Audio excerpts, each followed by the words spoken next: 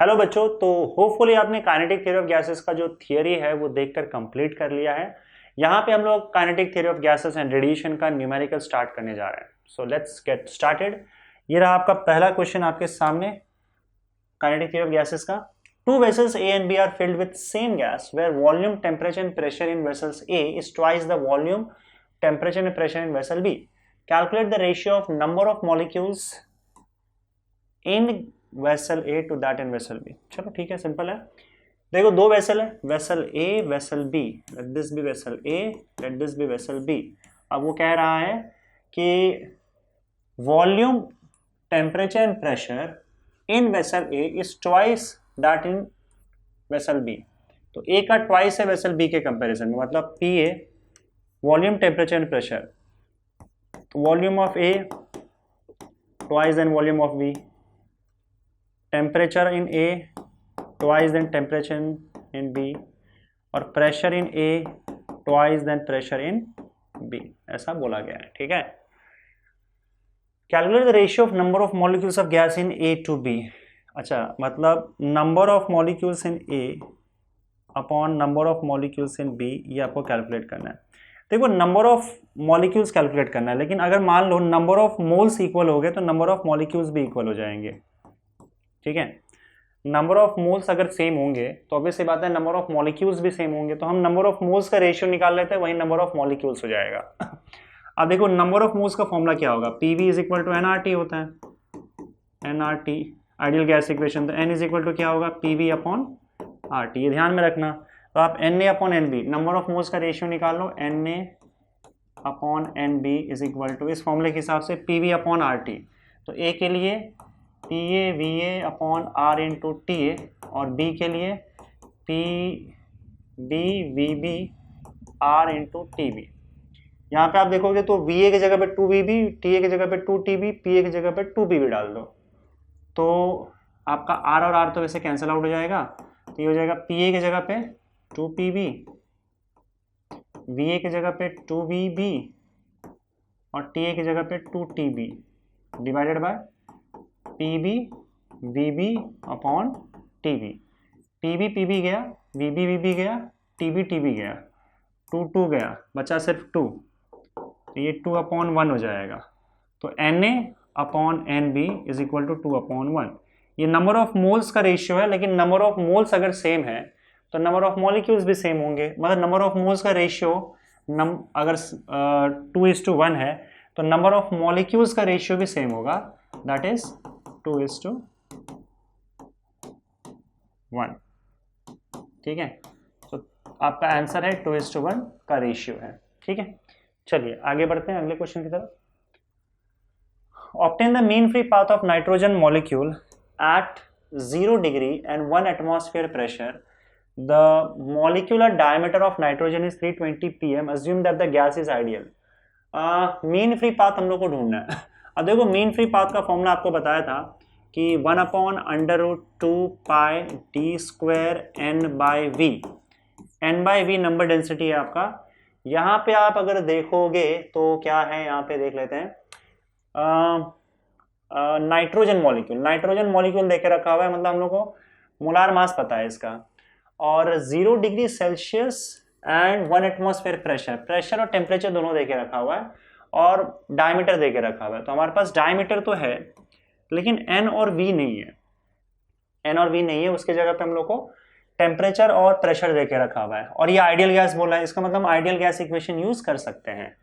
तो हमारे पास D तो है, हमको N और V चाहिए। उसके लिए हम क्या करेंगे, आइडियल गैस इक्वेशन यूज करके देखते हैं वहां से N और V आ रहा है क्या। N अपॉन V चाहिए हमें, तो N अपॉन V के लिए आप क्या करोगे, देखो पहली बात तो ये कि नाइट्रोजन मॉलिक्यूल है, वो तो हम देख लेंगे 0 डिग्री सेल्सियस। पहले काम करते हैं, डायमीटर लिख देते हैं। डायमीटर ऑफ नाइट्रोजन क्या होगा, diameter of nitrogen is 324 pm। Picometer का मतलब होता है, पिको का मतलब होता है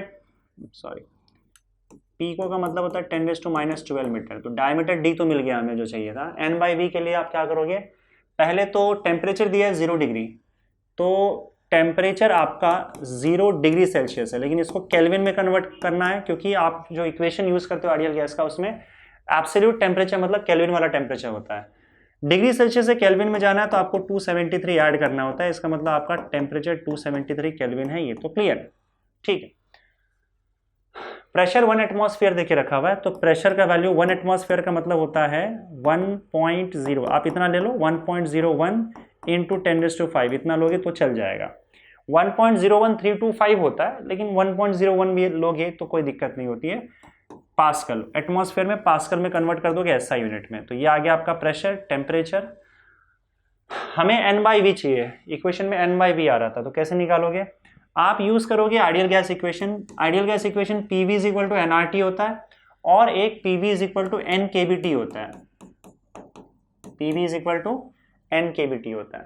तो यहां से आप ना V/N का वैल्यू निकाल सकते हो, या n/v, सॉरी, n यहाँ पे, V यहाँ पे है, तो n/v का जो आपका फॉर्मूला होगा वो क्या हो जाएगा बताओ?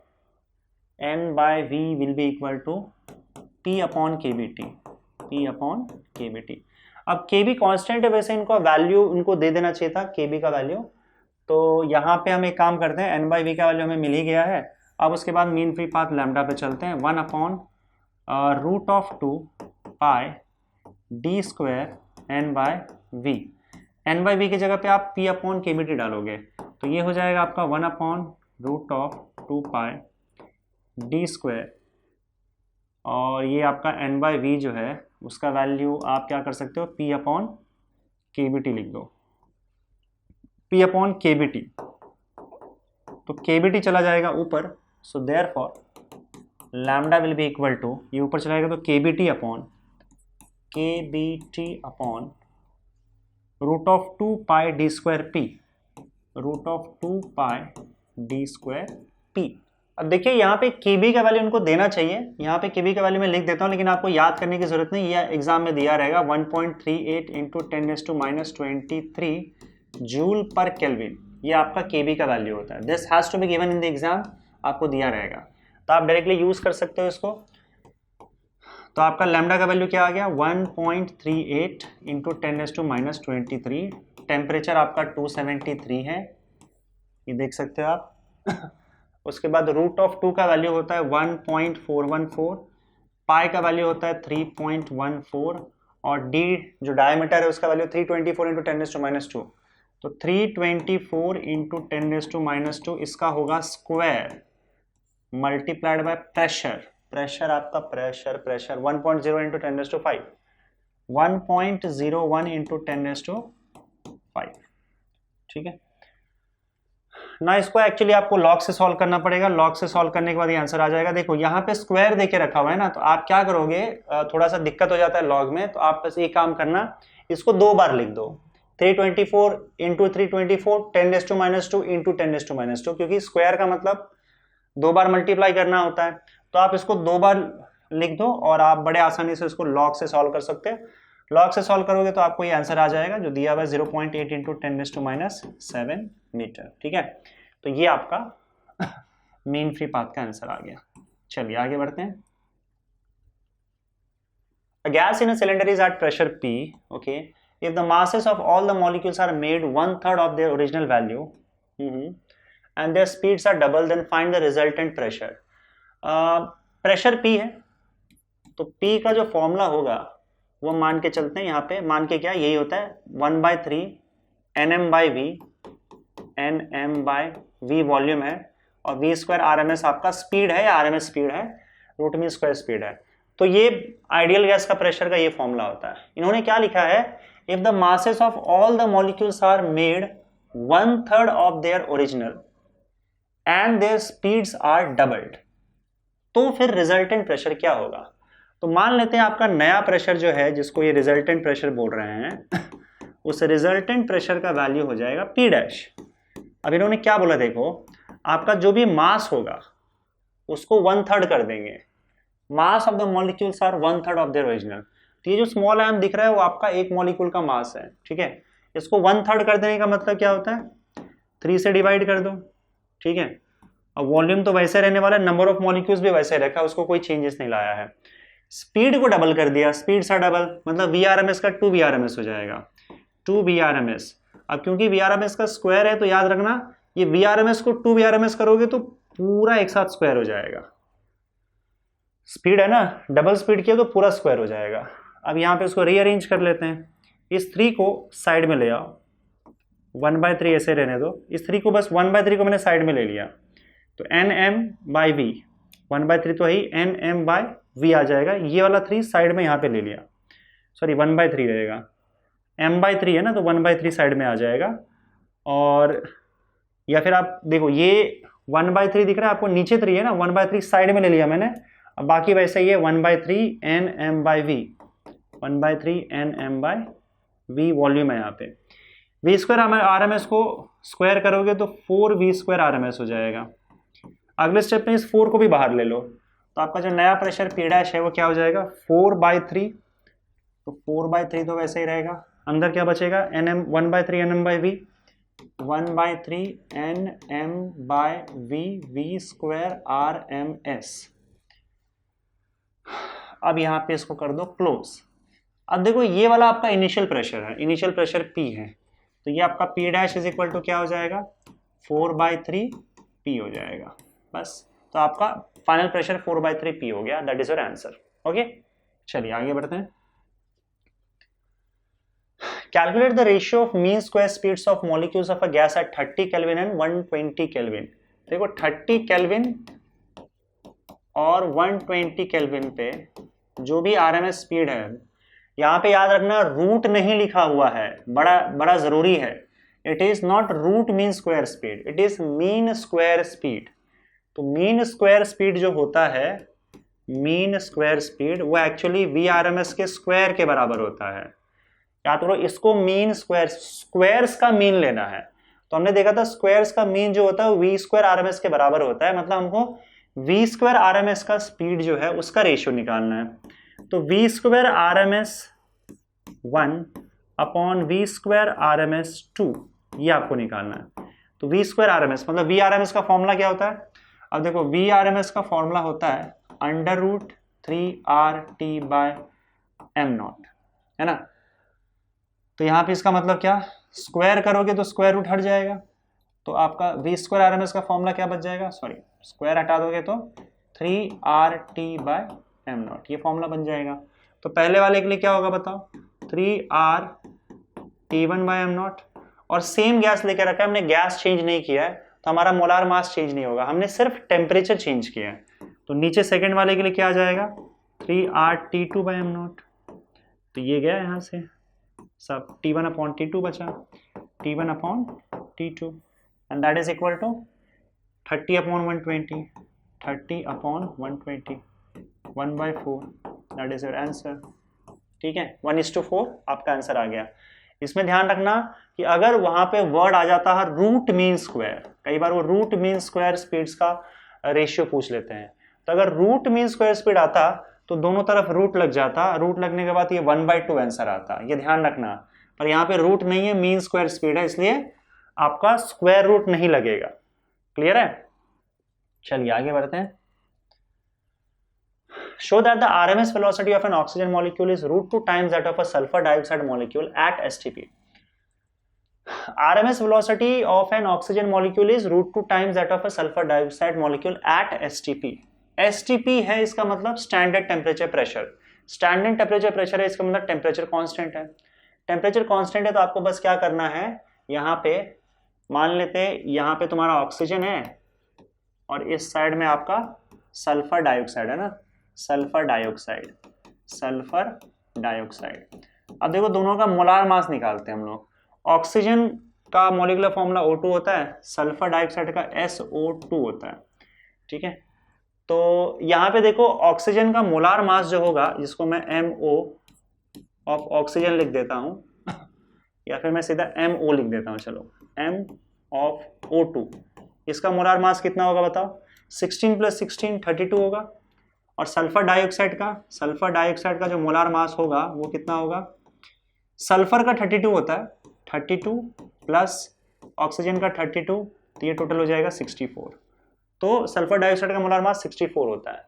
अब इन्होंने क्या बोला है कि show that RMS velocity of oxygen molecule is √2 times that of sulphur dioxide. तो ऑक्सीजन मॉलिक्यूल का जो VRMS होगा, VRMS ऑफ ऑक्सीजन, ये हम निकाल लेते हैं। और उसके बाद फिर डिवाइड कर दो इसको VRMS ऑफ सल्फर डाइऑक्साइड वाले मॉलिक्यूल से, तो यहाँ से आइडिया आ जाएगा। फॉर्मूला क्या VRMS का, √3RT अपॉन m0, पर ये m0 किसका होगा, ऑक्सीजन का, divided by √3RT upon m sulphur dioxide के लिए। ये ध्यान रखना कि टेम्परेचर दोनों का सेम है, क्योंकि दोनों का RMS स्पीड जो है वो STP पे कैलकुलेट किया गया है। तो आपका जो ये होगा, क्या बोलते हैं इसको, टेम्परेचर दोनों का सेम होगा, तो ये सब कैंसल आउट हो जाएगा and that is equal to under root. अब अंडर रूट में देखो क्या होगा, ये नीचे है ना तो ये ऊपर चला जाएगा, तो MSO2 डिवाइडेड बाय MO2 आ जाएगा, क्योंकि एकदम नीचे डिवीजन में है ना तो ये सीधा ऊपर चला जाएगा। अब MSO2 क्या होगा बता, MSO2 64 है, 64 डिवाइडेड बाय यहाँ पे 32 हो जाएगा, तो 32 1 से 32 2 से, तो ये √2 हो जाएगा। तो इसका मतलब VRMSO2 अपॉन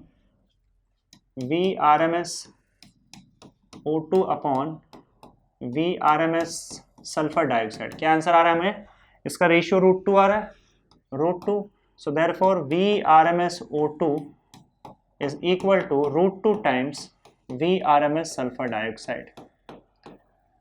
तो ऑक्सीजन का RMS स्पीड जो है वो √2 टाइम्स हो गया सल्फर डाइऑक्साइड के RMS स्पीड से इस T टेम्परेचर पे, जो कि आपका STP है। अब टेम्परेचर कोई भी रहने दो, उससे क्या फर्क पड़ता है, अगर दोनों का टेम्परेचर सेम है तो चाहे वो STP रहे चाहे वो कोई और टेम्परेचर रहे, आपका आंसर यही आने वाला है, समझे। तो ये रहा आपका answer, it is √2 times. Okay, यहाँ पे कुछ अच्छा शो करने वाला था ना, ठीक है चलेगा, आगे बढ़ते हैं। At what temperature will oxygen molecules have same RMS speed as helium molecules at STP?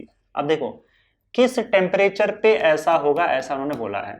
तो यहाँ पे आपको ध्यान से देखना होगा कि अगर मैं सपोज करो ऑक्सीजन की बात करूं, तो ऑक्सीजन के केस में हम लोग सब कुछ 1 ले लेंगे, मतलब ऑक्सीजन का अगर मैं RMS स्पीड लूंगा तो VRMS 1 लूंगा, ठीक है। इसका मोलार मास लूंगा तो मोलार मास m1 लूंगा, और टेम्परेचर जो होगा वो टेम्परेचर T1 होगा। उसी तरीके से अगर सपोज करो मैं हीलियम की बात कर रहा हूँ, तो यहाँ पे हीलियम के केस में क्या करेंगे हम लोग, सब कुछ 2 लेंगे। तो अगर इसका मैं RMS स्पीड लूंगा तो VRMS 2 लूंगा, मोलार मास लूंगा तो m2 लूंगा, और इसका टेम्परेचर मैं T2 लूंगा। तो देखो यहाँ पे हमें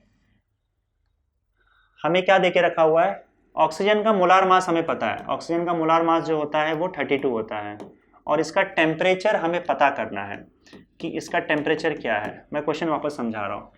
हीलियम का मोलार मास जो होता है वो 4 होता है, helium atom 2 proton 2 neutron, molar mass 4 हो जाएगा, और इसका RMS स्पीड VRMS 2 लेंगे। इसका जो टेम्परेचर है वो टेम्परेचर हमें पता है STP या NTP अगर दिया हुआ हो तो टेम्परेचर आप 273 केल्विन लोगे, दैट इज 0 डिग्री सेल्सियस, वही तुम्हारा STP होता है। तो इसका मतलब क्या बोला है कि ऑक्सीजन किस टेम्परेचर पे होगा, तो मतलब इसका टेम्परेचर पूछा गया है, ऑक्सीजन किस टेम्परेचर पे होगा तो उसका जो RMS स्पीड है वो eight what temperature will oxygen molecules have same, उसका जो RMS स्पीड है ऑक्सीजन का वो हीलियम के RMS स्पीड के इक्वल हो जाएगा, अगर हीलियम का RMS स्पीड जो है वो STP पे कैलकुलेट किया जाए तो। At what temperature will oxygen molecules का किस टेम्परेचर पे सेम RMS स्पीड होगा as helium molecules at STP, जो कि हीलियम मॉलिक्यूल्स का STP पे RMS स्पीड होता है। तो RMS स्पीड हीलियम मॉलिक्यूल्स का STP पे जो होगा वही सेम RMS स्पीड ऑक्सीजन का किस टेम्परेचर पे होगा, सीधा सवाल है। तो हम क्या करेंगे भाई, ये दोनों का RMS स्पीड इक्वल देके रखा हुआ है तो उसे इक्वेट कर दो, VRMS 1 should be equal to VRMS 2, ये इनके कंडीशन के हिसाब से बोला गया। 1 ऑक्सीजन का है 2 हीलियम का है। RMS स्पीड का फॉर्मूला अभी हम देख चुके हैं, √3RT1 अपॉन m1, ये ऑक्सीजन का हो गया, that is equal to √3RT2 upon m2। 3R गया, दोनों तरफ स्क्वायर कर दो, स्क्वायर करोगे तो T1 upon m1 will be equal to T2 upon m2 हो जाएगा। T1 हमें ढूंढना है, m1 हमें पता है 32 होता है, तो T1 upon 32 will be equal to T2 हमें देके रखा हुआ है 273 अपॉन m2 का वैल्यू कितना है 4 है। तो यहाँ पे आप देख सकते हो 4 1 ज़ा 4 8 ज़ा 32 होता है, राइट। तो T1 का वैल्यू आपका क्या आ जाएगा, 8 multiplied by 273, that is equal to 8 3 ज़ा 24, 7 is 56, 57, 58 और 8 is 16 प्लस 5, 16 प्लस 21 हो जाएगा। तो 2184 kelvin is your answer, 2184 kelvin, yes. आगे बढ़ते हैं अगले क्वेश्चन की तरफ बच्चों।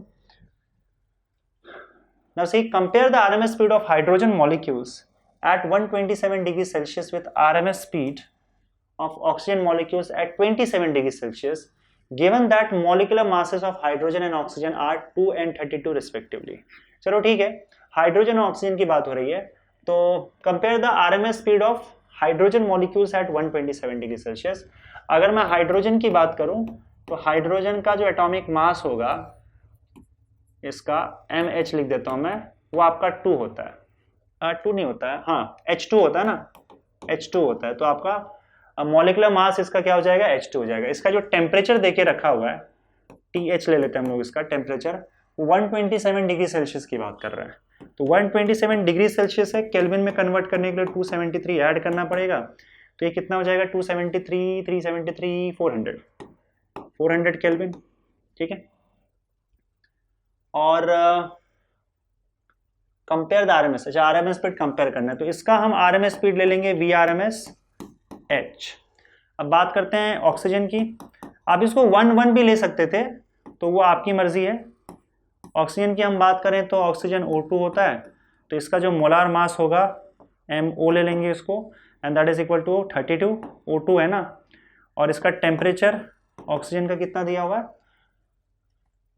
27 degree Celsius, with RMS speed of oxygen at 27 degree Celsius. तो 27 प्लस 273, ये आपका हो जाएगा 300 केल्विन, 300 केल्विन।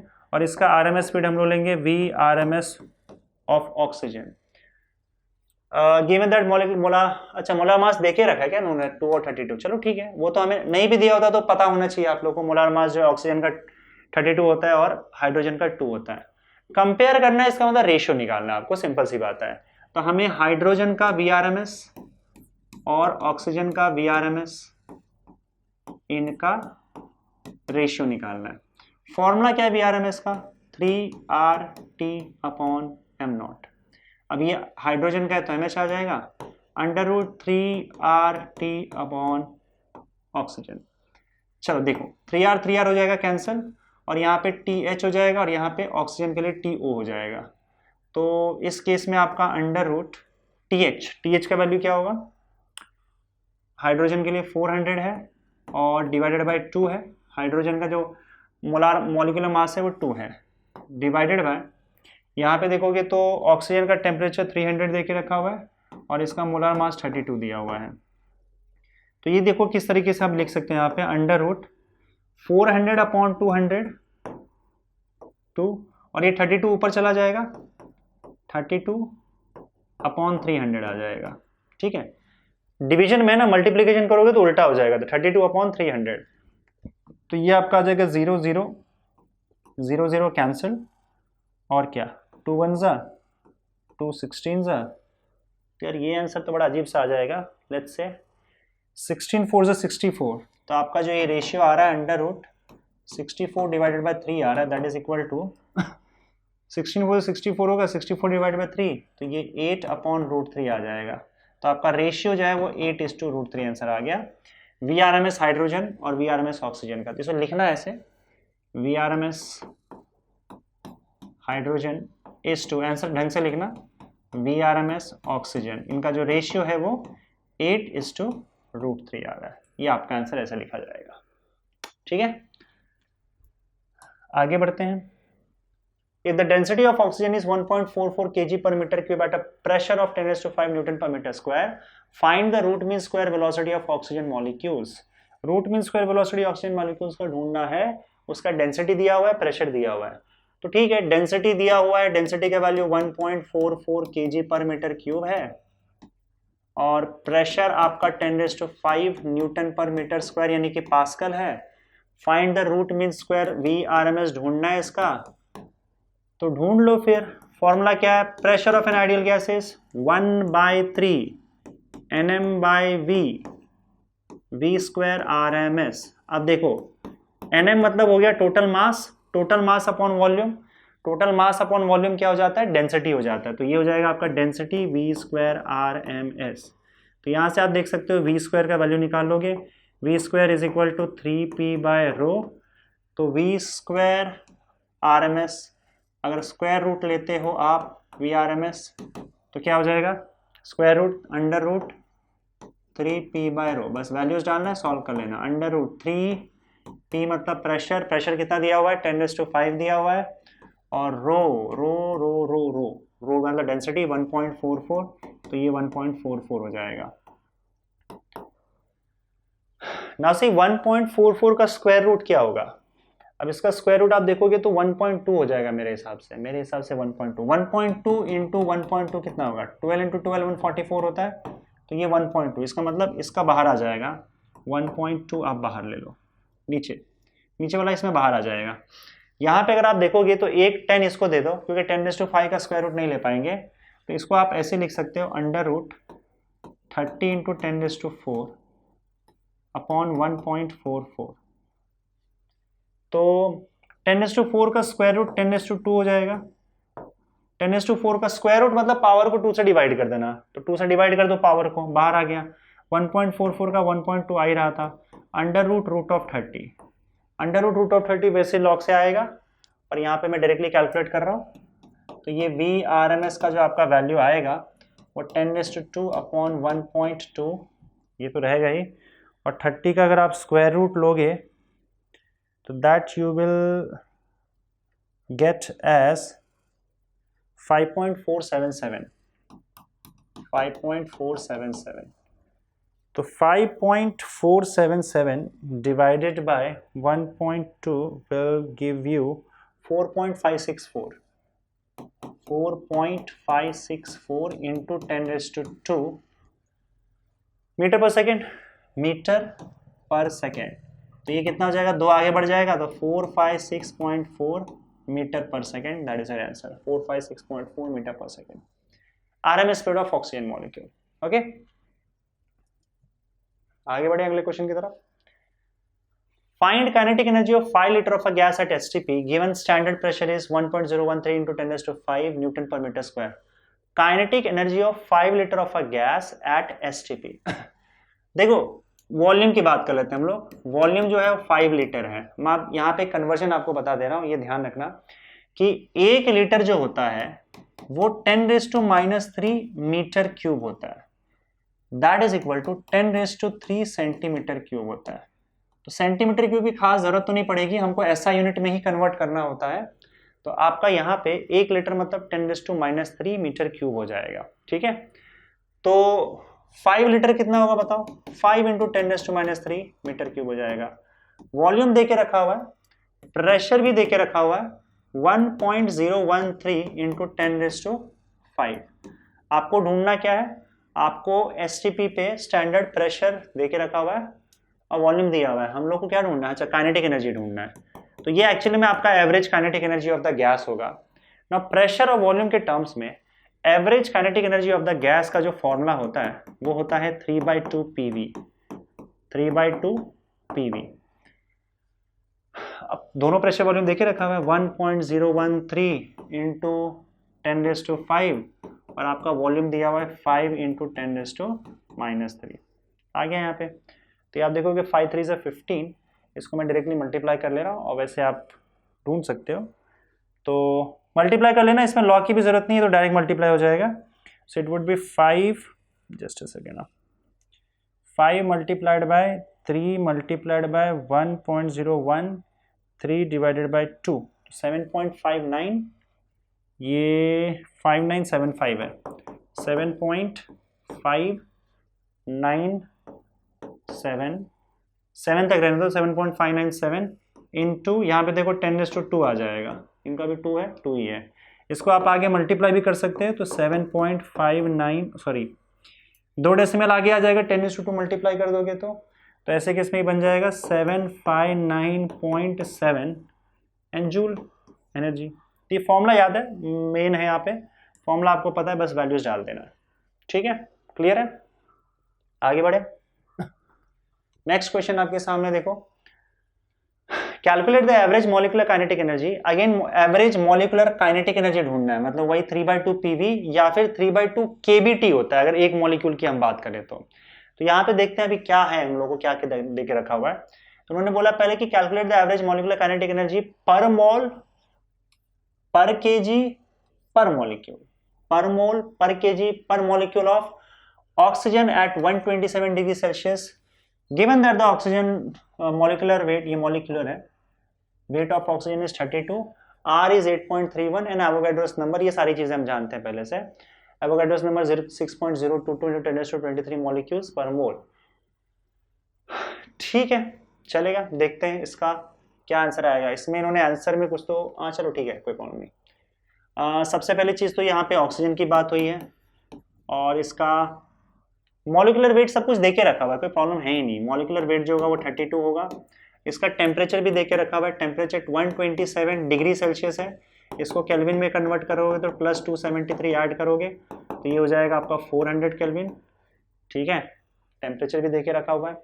हमें क्या करना है, पर मोल पर केजी पर मॉलिक्यूल ढूंढना है, एवरेज मॉलिक्यूलर काइनेटिक एनर्जी पर मोल पर केजी और पर मॉलिक्यूल ढूंढना है। तो हम ए से शुरुआत करते हैं। आर का वैल्यू भी आपको देके रखा है, एवोगाड्रोस नंबर भी हमको पता है। तो सबसे पहली चीज हम बात करेंगे यहाँ पे पर मोल की। नाउ सी, आपका फॉर वन मॉलिक्यूल, एक मॉलिक्यूल का आपको फॉर्मूला पता है, फॉर वन मॉलिक्यूल, एक मॉलिक्यूल का एवरेज काइनेटिक एनर्जी जो होता है वो, इसको हम E1 मान लेते हैं, एक मॉलिक्यूल के लिए E1 मान लेते हैं, और वो होता है 3/2 kBT। ठीक है, इन्होंने kB का वैल्यू देके रखा हुआ है क्या, R का वैल्यू देके रखा हुआ है। ठीक है, तो इसका मतलब शायद उसकी जरूरत नहीं पड़ेगी। लेट्स सी, ये एक मॉलिक्यूल के लिए 3/2 kBT, इसे ध्यान रखना। हमें किसके लिए चाहिए, पहले तो 1 मोल के लिए। इन 1 मोल, एक मोल में नंबर ऑफ मॉलिक्यूल्स कितना होता है, Na molecules are there, Na molecules are there. एक मोल में Na मॉलिक्यूल्स होता है, ये तो पता ही है ना। एक मोल का मतलब होता है एवोगाड्रो नंबर ऑफ मॉलिक्यूल्स होते हैं। हमें अगर एक मोल का इतना दिया हुआ एनर्जी, तो एक मॉलिक्यूल का इतना दिया है, तो एक मोल का कितना होगा। एक मोल में अगर इतने मॉलिक्यूल्स हैं और एक मॉलिक्यूल का पता है, तो आप क्या करोगे, इतने मॉलिक्यूल्स का आप ये इसके अंदर मल्टीप्लाई कर दो, सिंपल सी बात है। तो आप क्या करोगे, फॉर 1 मोल एनर्जी E मान लेते हैं। पहले तो एक मॉलिक्यूल का निकाल लेते हैं। एक मॉलिक्यूल का क्या था, 3/2 kBT। इंपॉर्टेंट है, ध्यान से देखना। आपको क्या करना है, एक मॉलिक्यूल में मॉलिक्यूल्स देख लो कितना, एक मोल में इतने मॉलिक्यूल्स है ना। एक मॉलिक्यूल का पता है, इतना एक मॉलिक्यूल का है, एक मोल में इतने मॉलिक्यूल्स होते हैं। अगर मुझे इतने मॉलिक्यूल्स का चाहिए और एक मॉलिक्यूल का पता है, तो ये number of molecules Na multiply कर दूंगा। अब एक इंपॉर्टेंट चीज, Kb इंटू Na जो होता है वो R होता है। R का मैंने एक फॉर्मूला आपको बताया था, R is equal to Kb into Na। तो जहां कहीं भी Kb इंटू Na दिखा आपको, आप उसको R समझ के मल्टीप्लाई कर दो। तो ये का वैल्यू क्या हो जाएगा बताओ, 3/2 R इंटू T। बस ये एक मोल के लिए हो गया, एक मोल के लिए।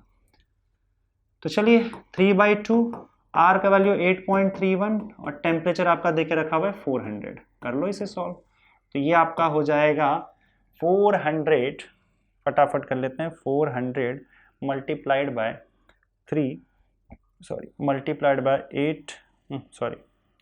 8.31 डिवाइडेड बाय 2, 4986। इसमें तो यार कुछ और दिख रहा है क्या, यहाँ पे आंसर तो 4986 ही आ रहा है, तो it would be 4986 joule for 1 mole of gas. अब इसका आंसर है, मुझे लगता है शायद ए में 10⁶ जूल कुछ ज़्यादा ही दिया हुआ है, शायद क्वेश्चन में थोड़ा सा डिफरेंस होगा। मैं एक बार क्वेश्चन चेक कर लेता हूँ। पर मोल क्या दिया हुआ है, बच्चों पर किलो मोल लिखा हुआ है इसके अंदर। ठीक है, एक काम करते हैं, उसमें कोई दिक्कत नहीं है। क्वेश्चन पर मोल के हिसाब से हमारा आंसर सही है, टेक्स्ट बुक में पर किलो मोल देके रखा हुआ है। तो आप एक काम करो, इसको किलो मोल कर दो, के मोल, यहाँ पे मैं लिख देता हूँ आंसर पर किलो मोल। तो एक तो इसको पहले एक काम करते हैं, ई हटा देते हैं, इट वुड बी पर किलो मोल। यहाँ पे इसको मैं लिख देता हूँ पर किलो मोल। मोल के हिसाब से सही है, पर किलो मोल आ जाएगा, पर किलो मोल। अच्छा, पर किलो मोल का आंसर निकाल लेते हैं। पर मोल के हिसाब से तो आंसर आ चुका है हमारा, पर किलो मोल के हिसाब से क्या आंसर आएगा। तो मैं क्वेश्चन चेंज करवा दूंगा अगर आपको मैंने लिख के देके रखा है उसमें क्वेश्चन बैंक में। तो खैर पर मोल तक तो पर किलो मोल अगर हमको निकालना है, पर मोल का आंसर तो यही आ जाएगा, 1 मोल के लिए पर मोल आपका ये आ जाएगा। अब पर किलो मोल के लिए क्या होगा, फॉर किलो मोल का मतलब क्या होता है, 1 किलो मोल का मतलब होता है 1000 मोल, 1000 मोल्स। तो हमें क्या करना है, यहाँ पे हमने 1 मोल का तो निकाल लिया, तो फॉर 1 मोल, 1 मोल के लिए हमारे पास एनर्जी कितना है, ई का वैल्यू कितना है 4986 है, 4986 है। For 1 kilo mole, for 1 kilo mole, kilo mole का मतलब क्या होता है 10⁻³ मोल्स, सॉरी 10⁻³ मोल्स। तो अगर 1 मोल के लिए इतनी एनर्जी है तो फॉर 1 किलो मोल कितना हो जाएगा एनर्जी, 4986 इंटू 10⁻³ हो जाएगा, क्योंकि 1 मोल में अगर 1 किलो मोल में 10⁻³ मोल होता है तो हमारे पास 1 मोल का एनर्जी है, 1 किलो मोल का चाहिए तो 10⁻³ से मल्टीप्लाई कर दो, तो ये आपका 1 किलो मोल का एनर्जी आ जाएगा। अब इसको एक काम करो, यहाँ पे डेसिमल है ना, डेसिमल 3 पीछे शिफ्ट कर दो, तो 4.986 इंटू 10⁻³ आ जाएगा, और 3 पहले से ही था तो 6 हो जाएगा।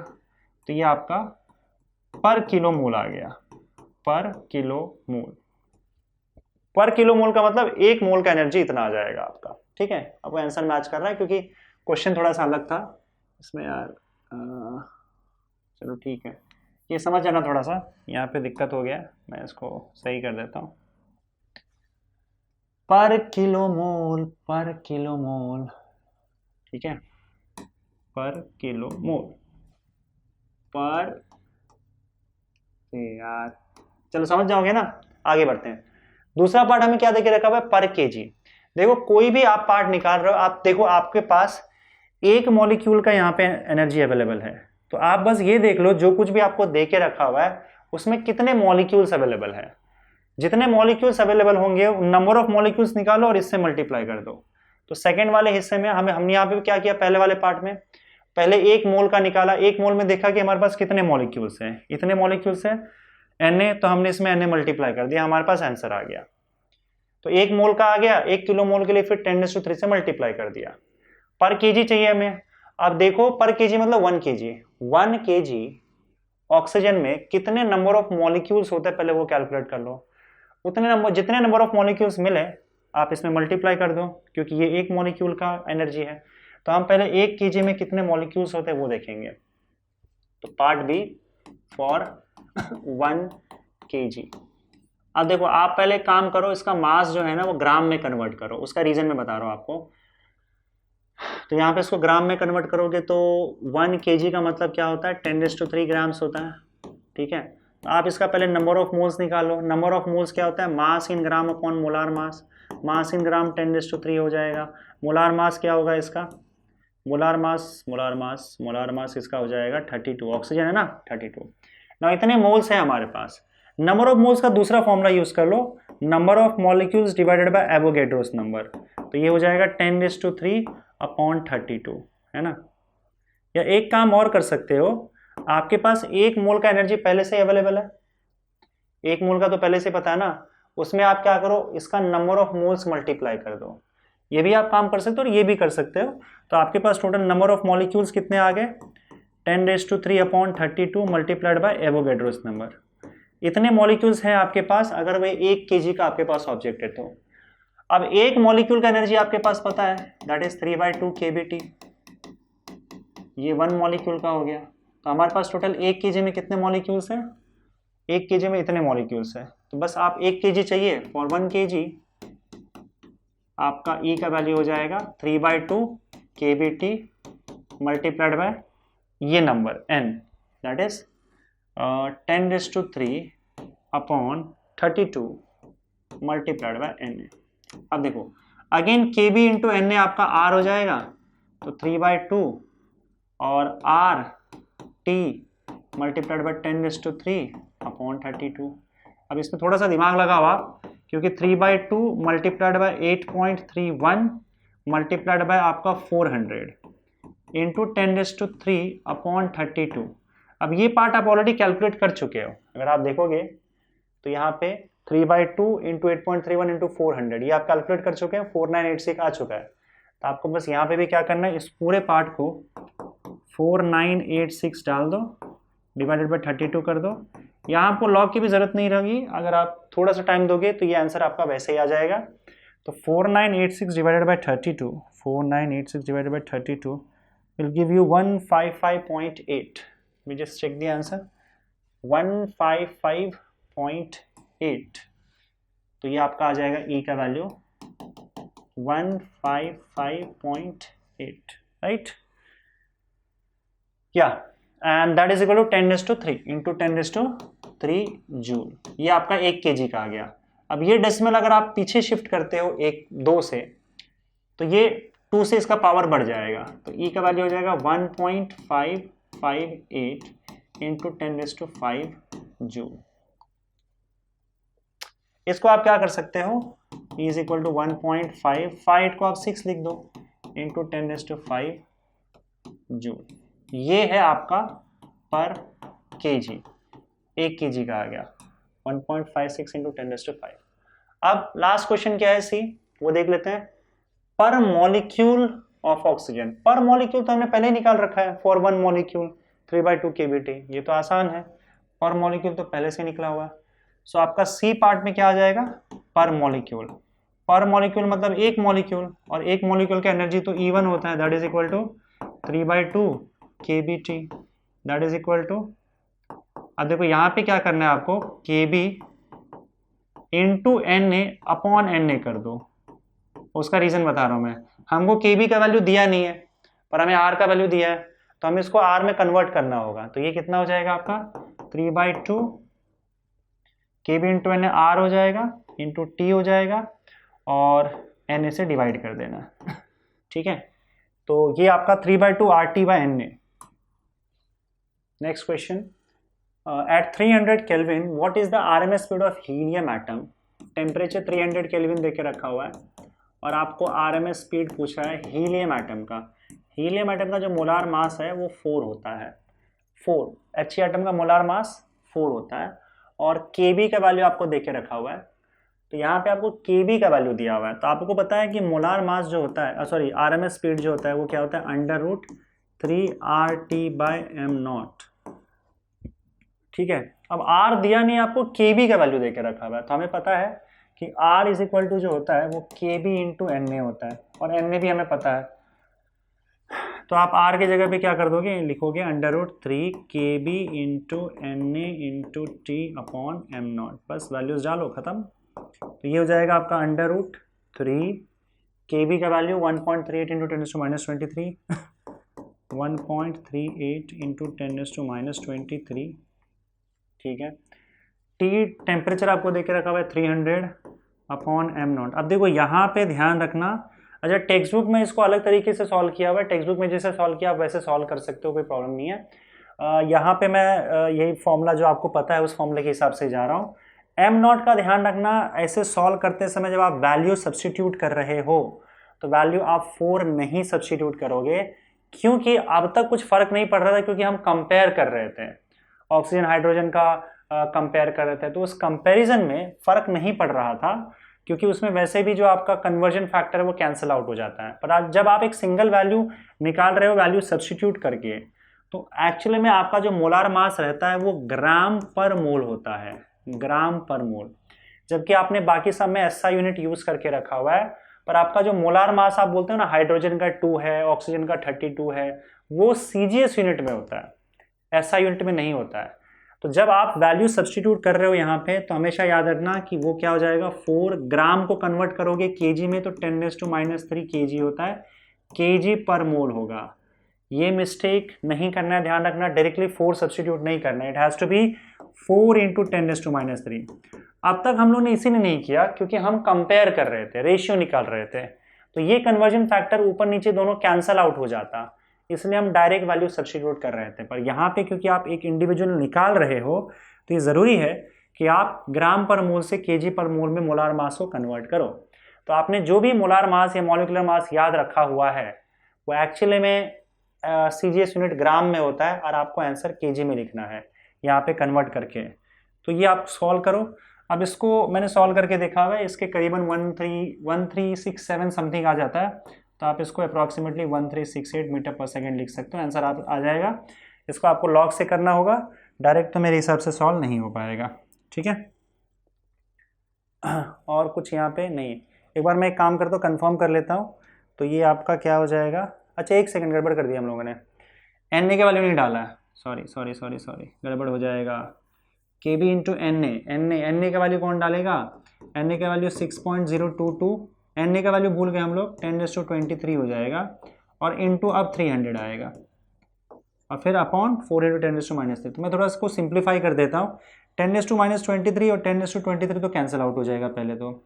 अब यहाँ पे आपका बचेगा क्या, तो मैं आप इसको कैलकुलेट कर ही लेता हूँ, कन्फ्यूजन नहीं होना चाहिए। 3 × 1.38 मल्टीप्लाइड बाई 6.022 और मल्टीप्लाइड बाई 300 डिवाइडेड बाई 4, 1869 और कुछ है यहाँ पे नहीं, तो ये हो जाएगा आपका 1869831। अगर ये ऊपर जाएगा तो 1869831, तो ये आपका स्क्वायर रूट ऑफ 1869831। तो इसका स्क्वायर रूट अगर आप लोगे 1869831, that will give you 1367.42, 1367.42 metre पर सेकेंड। तो ये एग्जैक्ट आंसर आ रहा है।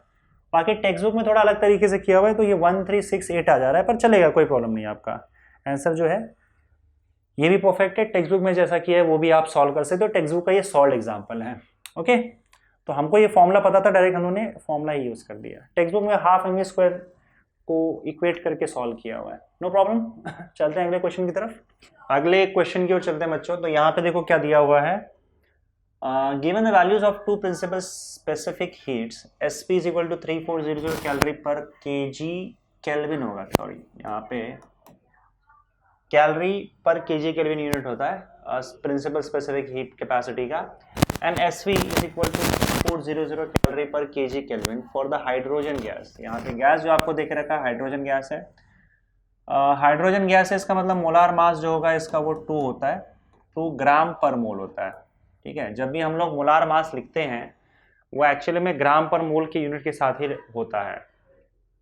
Find the value of J मतलब mechanical equivalent of heat if the universal gas constant R is equal to 8300 joule पर kg केल्विन। अब देखो बच्चों, इस पर क्वेश्चन पे मैंने बहुत सी चीजें देखी यहाँ पे, इसमें ना बहुत सी गड़बड़ है, और क्या क्या गड़बड़ है मैं आपको पहले बता देता हूँ, क्या मिस्टेक्स हैं। अब या तो ये मिस्टेक्स है या तो हो सकता है कि भाई मेरा नॉलेज कम हो, लेकिन मैं आपको क्लियर कर देता हूँ। पहली चीज तो ये कि यहाँ पे R का जो वैल्यू लेके रखा हुआ है, जिसको यूनिवर्सल गैस कांस्टेंट ही बोल रहे हैं, उसका वैल्यू 8300 जूल पर kg केल्विन लिया हुआ है, जबकि हम जानते हैं कि R का जो वैल्यू होता है वो 8.314 होता है। पहला गड़बड़ तो ये लग रहा है।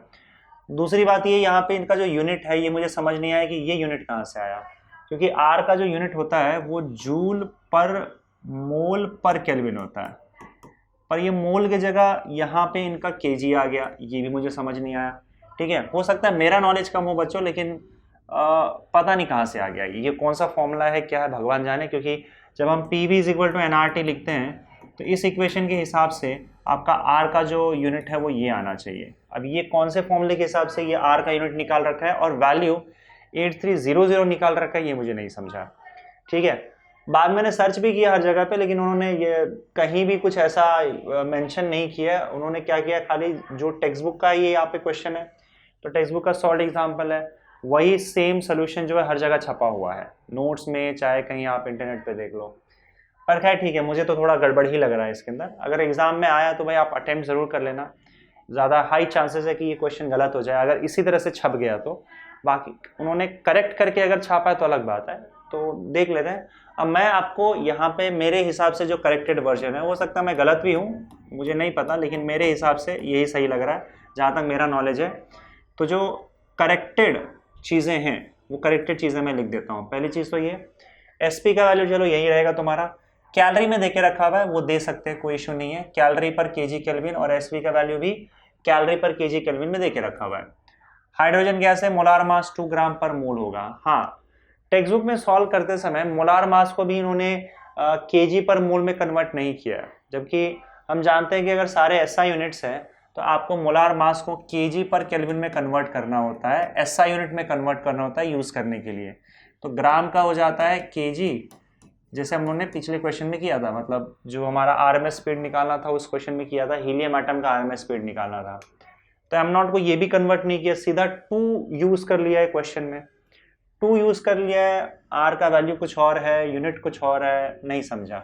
तो मैं एक करेक्टेड वर्जन आपको दे रहा हूँ क्वेश्चन में। जानबूझकर ये सारी चीजें मैंने इसलिए लिखी है ताकि आपको पता, मतलब वही सेम क्वेश्चन मैंने टाइप करवाया है। इसका रीजन ये है कि आपका जो कहाँ गड़बड़ है ये मैं आपको बता पाऊँ। तो मैं क्या कर रहा हूँ यहाँ पे बच्चों, आर का वैल्यू तो भाई 8.31 लूंगा। वैसे यहाँ पे इन्होंने 8300 लिखा है तो मैं 8.3 ले लेता हूँ, ठीक है। 8.314 होता है, 8.3 ले सकते हैं, कोई प्रॉब्लम नहीं। लेकिन 8300 कैसे लिया भगवान जाने। जूल पर मोल पर केल्विन, मैं इसका ये सही यूनिट यूज कर रहा हूँ, ठीक है। एम नॉट का वैल्यू हम 2 ग्राम पर मोल के बजाय यहाँ पे, क्योंकि उसको केजी में कन्वर्ट करना था, तो 2 × 10⁻³ यूज करेंगे। ओके, अब आते हैं क्वेश्चन पे। बाकी सब वैसा ही वैल्यूज है, आपका आंसर अब निकालेंगे हम लोग। तो यहाँ पे जे का वैल्यू ढूंढने बोला है, मैकेनिकल इक्विवेलेंट ऑफ हीट। तो देखो आपको मैंने बताया था कि अगर याद होगा कि अगर एसपी और एसवी का वैल्यूज जिसमें हीट आता है, इसमें हीट आता है राइट, तो जनरली आपको उसमें ना कैलोरी मेंशन किया रहता है। हीट का जो यूनिट होता है वो हीट का यूनिट कैलोरी मेंशन किया रहता है। और आर एक हिसाब से समझ लो, it stands for work done. और आर में आप देखोगे इन्होंने क्या यूज किया हुआ है, जूल यूज किया हुआ है। तो आर में जूल अगर यूज किया है, जूल यूज किया हुआ है राइट, जूल। तो हम क्या करते हैं ऐसे केस में, दोनों अलग अलग यूनिट्स में यूज किए हुए हैं। अगर एसपी एसवी और आर का यूनिट्स अलग अलग है, इसका कैलोरी और इसका जूल है, तो हम फॉर्मूला यूज करते हैं SP minus SV is equal to R upon M nought J. अगर दोनों का ही यूनिट जूल होता, इसका भी और इसका भी यूनिट अगर जूल होता, तो फिर यहाँ पे जे नहीं आता। अब यहाँ पे जे आएगा क्योंकि कैलोरी और जूल में दिया हुआ है, जे का वैल्यू हमें ढूंढना है। एसपी का वैल्यू आप देख सकते हो 3400 है, ये 3400 माइनस यहाँ पे आपका एसवी का वैल्यू आप देखोगे तो 2400 है, तो 2400 आ जाएगा। ये आपका 8.3 आएगा। और एम नॉट का वैल्यू हम यूज करेंगे 2 × 10⁻³। This should be the correct way to solve it, जहां तक मेरा ख्याल है। तो आप देखोगे तो ये 1000 हो जाएगा, 1000 ही होगा ना, 3400 माइनस 2400, तो हो जाएगा आपका ये 1000 right, is equal to 8.3 upon 2 × 10⁻³ 10⁻³, 1 2 3 हाँ 10⁻³ जे। अब देखो यहाँ पे जे का जो वैल्यू होगा, ये 10⁻³ इसको मल्टीप्लाई कर देगा और मल्टीप्लाई करने के बाद खत्म कर देगा। तो आपका बचेगा जे का वैल्यू 8.3 अपॉन 2। तो ये आप देखोगे इसका वैल्यू कितना आ जाएगा, 2 4 = 8, 2 1 = 2, 2 5 = 10। और जो मैकेनिकल इक्विवेलेंट ऑफ हीट होता है उसको हम जूल पर कैलोरी में मेंशन करते हैं। तो ये आंसर आ गया। वैसे आंसर है उस केस में भी आया था जैसे टेक्स्ट बुक में सॉल्व किया गया, इसको उड़ा दिया, यहाँ का 10⁻³ उड़ा दिया, फिर यहाँ पे 8300 ले लिया। पर आई एम नॉट श्योर कि किस लॉजिक के हिसाब से है, हो सकता है कोई और अपना लॉजिक हो। तो आप टेक्स्ट बुक का वर्जन टेक्स्ट बुक से देख लेना, ठीक है। उसमें कैसा किया ना कि जो जो वैल्यूज देके रखा है वही वैल्यूज यूज किया है, और एम नॉट का वैल्यू जो है सिर्फ 2 यूज किया हुआ है, उसे भी कन्वर्ट नहीं किया है एसआई में। तो अगर आपको लग रहा है कि आपको रिस्क नहीं लेना है, टेक्स्ट बुक के हिसाब से जाना है, तो आप देख सकते हो, लेकिन मेरे हिसाब से तो वो मुझे सही नहीं लगा। मैंने आपको करेक्टेड चीज़ें यहाँ पे बता दी। आंसर तो आ रहा है दोनों से, पर ये मेरे हिसाब से सही तरीका होना चाहिए, और वैल्यूज सही ये होने चाहिए, आर का वैल्यू, यूनिट का वैल्यू, उसका यूनिट ऐसा होना चाहिए, ठीक है। समझ गए? तो मैं आगे बढ़ता हूँ, बाकी आप टेक्स्ट बुक में देख लेना क्या देके रखा हुआ। The difference between the two molar specific gases, heats of a gas is 8000 joule per kg Kelvin. If the ratio of the two specific heats is 1.65, calculate the two molar specific heats. देखो यहाँ पे CPCV answer में दिया हुआ था, थोड़ा सा मुझे इस क्वेश्चन से कंफ्यूजन था, लेकिन ठीक है, बहुत सारी जगह पे मैंने सर्च किया तो इसी तरीके से सॉल्व किया हुआ है। पर यहाँ पे दिक्कत देखो क्या है कि इन्होंने ये जो वैल्यूज है वो जूल पर केजी केल्विन यूज किया है, और यहाँ पे भी जूल पर केजी केल्विन यूज़ किया है, जबकि जूल पर KG Kelvin principal specific heat के लिए होता है और इन्होंने यहाँ पे लिखा हुआ है मोलार स्पेसिफिक हीट। तो मेरे हिसाब से इनका जो यूनिट है वो शायद यहाँ पे गड़बड़ किया हुआ है, यूनिट और नाम के साथ गड़बड़ किया हुआ है। यहाँ पे फिर जूल पर केजी नहीं बल्कि पर मोल पर केल्विन आना चाहिए था, क्योंकि मोलार स्पेसिफिक हीट बोला है तो मोल यूज होना चाहिए था। तो यहाँ थोड़ी सी दिक्कत है, लेकिन मैं आपको बोलूँगा कि जैसा टेक्स्ट बुक में सॉल्व किया हुआ है फिलहाल आप ऐसा ही सॉल्व कर लो अगर एग्जाम के पर्पज से कर रहे हो। पर मेरे हिसाब से शायद यहाँ पे थोड़ा दिक्कत है, या तो नाम अलग होना चाहिए था, उसके हिसाब से फिर फॉर्मूला अलग आपको यूज़ करना पड़ेगा, तो शायद आंसर अलग आ जाए। लेकिन मैं आपको कहूँगा यहाँ पे वो काम नहीं करना है, आप यहाँ पे एक काम करो, जैसा टेक्स्ट बुक में दिया हुआ है वैसा ही सॉल्व करो, कोई दिक्कत नहीं है, राइट। तो टेक्स्ट बुक में इसको भाई आपका मोलार स्पेसिफिक कैपेसिटी माना है तो आप भी मोलार ही मान लो। मोलार मानोगे तो दोनों सीपी और सीवी का जो डिफरेंस है वो 8000 दिया है, और हमें पता है कि सीपी जो होता है वो सीवी से बड़ा होता है, तो इसका मतलब सीपी माइनस सीवी लेना है डिफरेंस, और वो दिया हुआ है आपका 8000 जूल पर केजी केल्विन, ठीक है। If the ratio of the two specific is, ratio मतलब सीपी अपॉन सीवी हो जाएगा। now देखो रेशियो में सीपी ऊपर आएगा कि सीवी ऊपर आएगा, उसके हिसाब से आपको देखना पड़ेगा। रेशियो 1.65 दिया है, 1.65 दिया है, इसका मतलब रेशियो 1 से बड़ा है। 1 से बड़ा है इसका मतलब न्यूमरेटर बड़ा होगा, डिनोमिनेटर छोटा होगा, इसलिए न्यूमरेटर में सीपी डाला है और डिनोमिनेटर में सीवी डाला है, बड़ा ऊपर छोटा नीचे, और ये 1.65 जाएगा। तो ये बस आपका दो साइमल्टेनियस इक्वेशन हो गया है। Cp इज इक्वल टू आपको 1.65 Cv रखना है, और इसको उठा के आपको इक्वेशन 2 है ये, इसको उठा के आपको इक्वेशन 1 में डाल देना है। पुट इन इक्वेशन 1, तो आपको मिल जाएगा Cp का value 1.65 Cv minus Cv is equal to 8000। यहाँ सॉल्व करोगे इसको, देखो 1.65 माइनस 1 0.65 हो जाएगा, 0.65 is equal to 8.6 Cv, 0.65 Cv is equal to 8000, तो Cv का वैल्यू आपका आ जाएगा 8000 डिवाइडेड बाय 0.65। तो यहाँ से आपको Cv का वैल्यू मिल जाएगा 8000 डिवाइडेड बाय 0.65। कैलकुलेट कर लेते हैं हम लोग, 8000 divided by 0.65, 8000 divided by 0.65, that will give you 12307,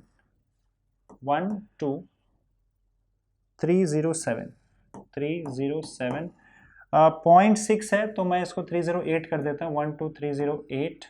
और ये आपका क्या आ जाएगा, सीपी का जो आपका यूनिट होता है आप देख सकते हो जूल पर केजी केल्विन, जूल पर केजी केल्विन, ठीक है। अब यहाँ पे पता नहीं लोगों को 12310 कैसे आया, पर मेरे हिसाब से तो मुझे तो यही आ रहा है। अगर 8000 का डिफरेंस दिया हुआ है तो 8000 डिवाइडेड बाय 0.65 ही आएगा, और फिर इसको उठा के आप इस वैल्यू को, put this value in equation 2, put this in equation 2, तो इक्वेशन 2 में डाल दोगे तो Cp आपको मिल जाएगा, Cp is equal to 1.65 into Cv, और Cv यहाँ पे आप देख सकते हो 12308, 12308, तो 12308 multiplied by 1.65 will give you 20308, 20308। तो मेरा आंसर भी थोड़ा आंसर डिफरेंट आ रहा है, पर यही आ रहा है जो आ रहा है, केजी जूल पर केजी केल्विन, तो ये आपका Cp आ गया, ठीक है। तो Cp और Cv आपका इस तरह से आंसर आ जाएगा, ओके। ऐसे the emissive power of a sphere of area 0.02 meter square is 0.5 kilocalorie per second per meter square. What is the amount of heat radiated by the spherical? देखो सारे SI यूनिट्स दिए हुए हैं, कोई problem नहीं है, तो आपको SI यूनिट यूज करना है। एमएससी पावर बोला गया है, तो आपको एरिया का वैल्यू देके रखा हुआ है 0.02 मीटर स्क्वायर, आपको देके रखा हुआ है वैल्यू, एमएससी पावर का वैल्यू देके रखा हुआ है, emissive power of sphere is this, तो एमएससी पावर दिया हुआ है, तो एमएससी पावर दिया है, इसका मतलब आपको आर का वैल्यू दिया हुआ है एंड दैट इज 0.5। ये ध्यान रहे कि किलो कैलोरी में दिया हुआ है, तो मेरे हिसाब से यहाँ पे आपको पूछा गया अमाउंट ऑफ हीट, तो अगर अमाउंट ऑफ हीट पूछा गया है और एमएससी पावर में हीट का यूनिट किलो कैलोरी यूज़ किया है, तो आप उसको वैसे रहने दो, कोई प्रॉब्लम नहीं है। ये वैसे एसआई यूनिट तो नहीं है, लेकिन आप इसको ऐसे रहने दो, और फाइनली होगा क्या कि आपका जो आंसर होगा वो आंसर भी आपका किलो कैलोरी में आ जाएगा, जो हीट कैन वैल्यू है। तो किलो कैलोरी पर सेकेंड पर मीटर स्क्वायर ये आपका यूनिट होता है एमएससी पावर का। What is the amount of heat, तो यहाँ पे किलो कैलोरी यूज किया तो आपका अमाउंट ऑफ हीट का जो आंसर आएगा वो भी किलो कैलोरी में आ जाएगा। और टाइम देके रखा हुआ है आपका 20 सेकेंड्स। तो इसमें कुछ नहीं है, आपको बस फॉर्मूला यूज करना है और फॉर्मूला आपका क्या है, एमएससी पावर का Q अपॉन 80, हीट एमिटेड पर unit area per unit time. तो R का वैल्यू तो आपको दिया हुआ सीधा 0.5 किलो कैलोरी, तो Q का आंसर भी किलो कैलोरी में ही आएगा। एरिया आपका 0.02 है और टाइम आपका 20 सेकेंड्स है। तो यहाँ से आपको Q का वैल्यू मिल जाएगा, कितना मिल जाएगा बताओ, 0.5 इंटू 0.02 इंटू 20। तो ये तो आप एक काम करो, 20 इंटू 2 करोगे तो 40 हो जाएगा, और 40 का मतलब होता है 0.4, 0.5 इंटू 0.4 20 और 0.2 आ जाएगा। ये कुछ तो गड़बड़ है, ये कुछ और ही दे रखा है, इसका आंसर ये नहीं आएगा। 0.2 joule has to be the answer. ठीक है, इसको मल्टीप्लाई कर लो, देख लो, 5 2 ज़ 10 और यहाँ पे 0.2 आ जाएगा, तो 5 2 ज़ 10 हो जाएगा, 1 हो जाएगा और इंटू 0.2 आ जाएगा। हाँ, दैट इज़ योर आंसर। ठीक है, देख लेना कैलकुलेशन यार। यहाँ पे आगे बढ़ते हैं हम लोग, ये कैलकुलेशन चेक करना ना, कुछ गड़बड़ हो तो देख लेना।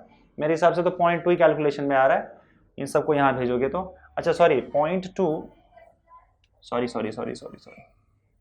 0.2 किलो कैलोरी आएगा, has to be kilo calorie, क्योंकि आपका आंसर किलो कैलोरी में आना चाहिए, क्योंकि यहाँ पे किलो कैलोरी यूज़ किया हुआ है।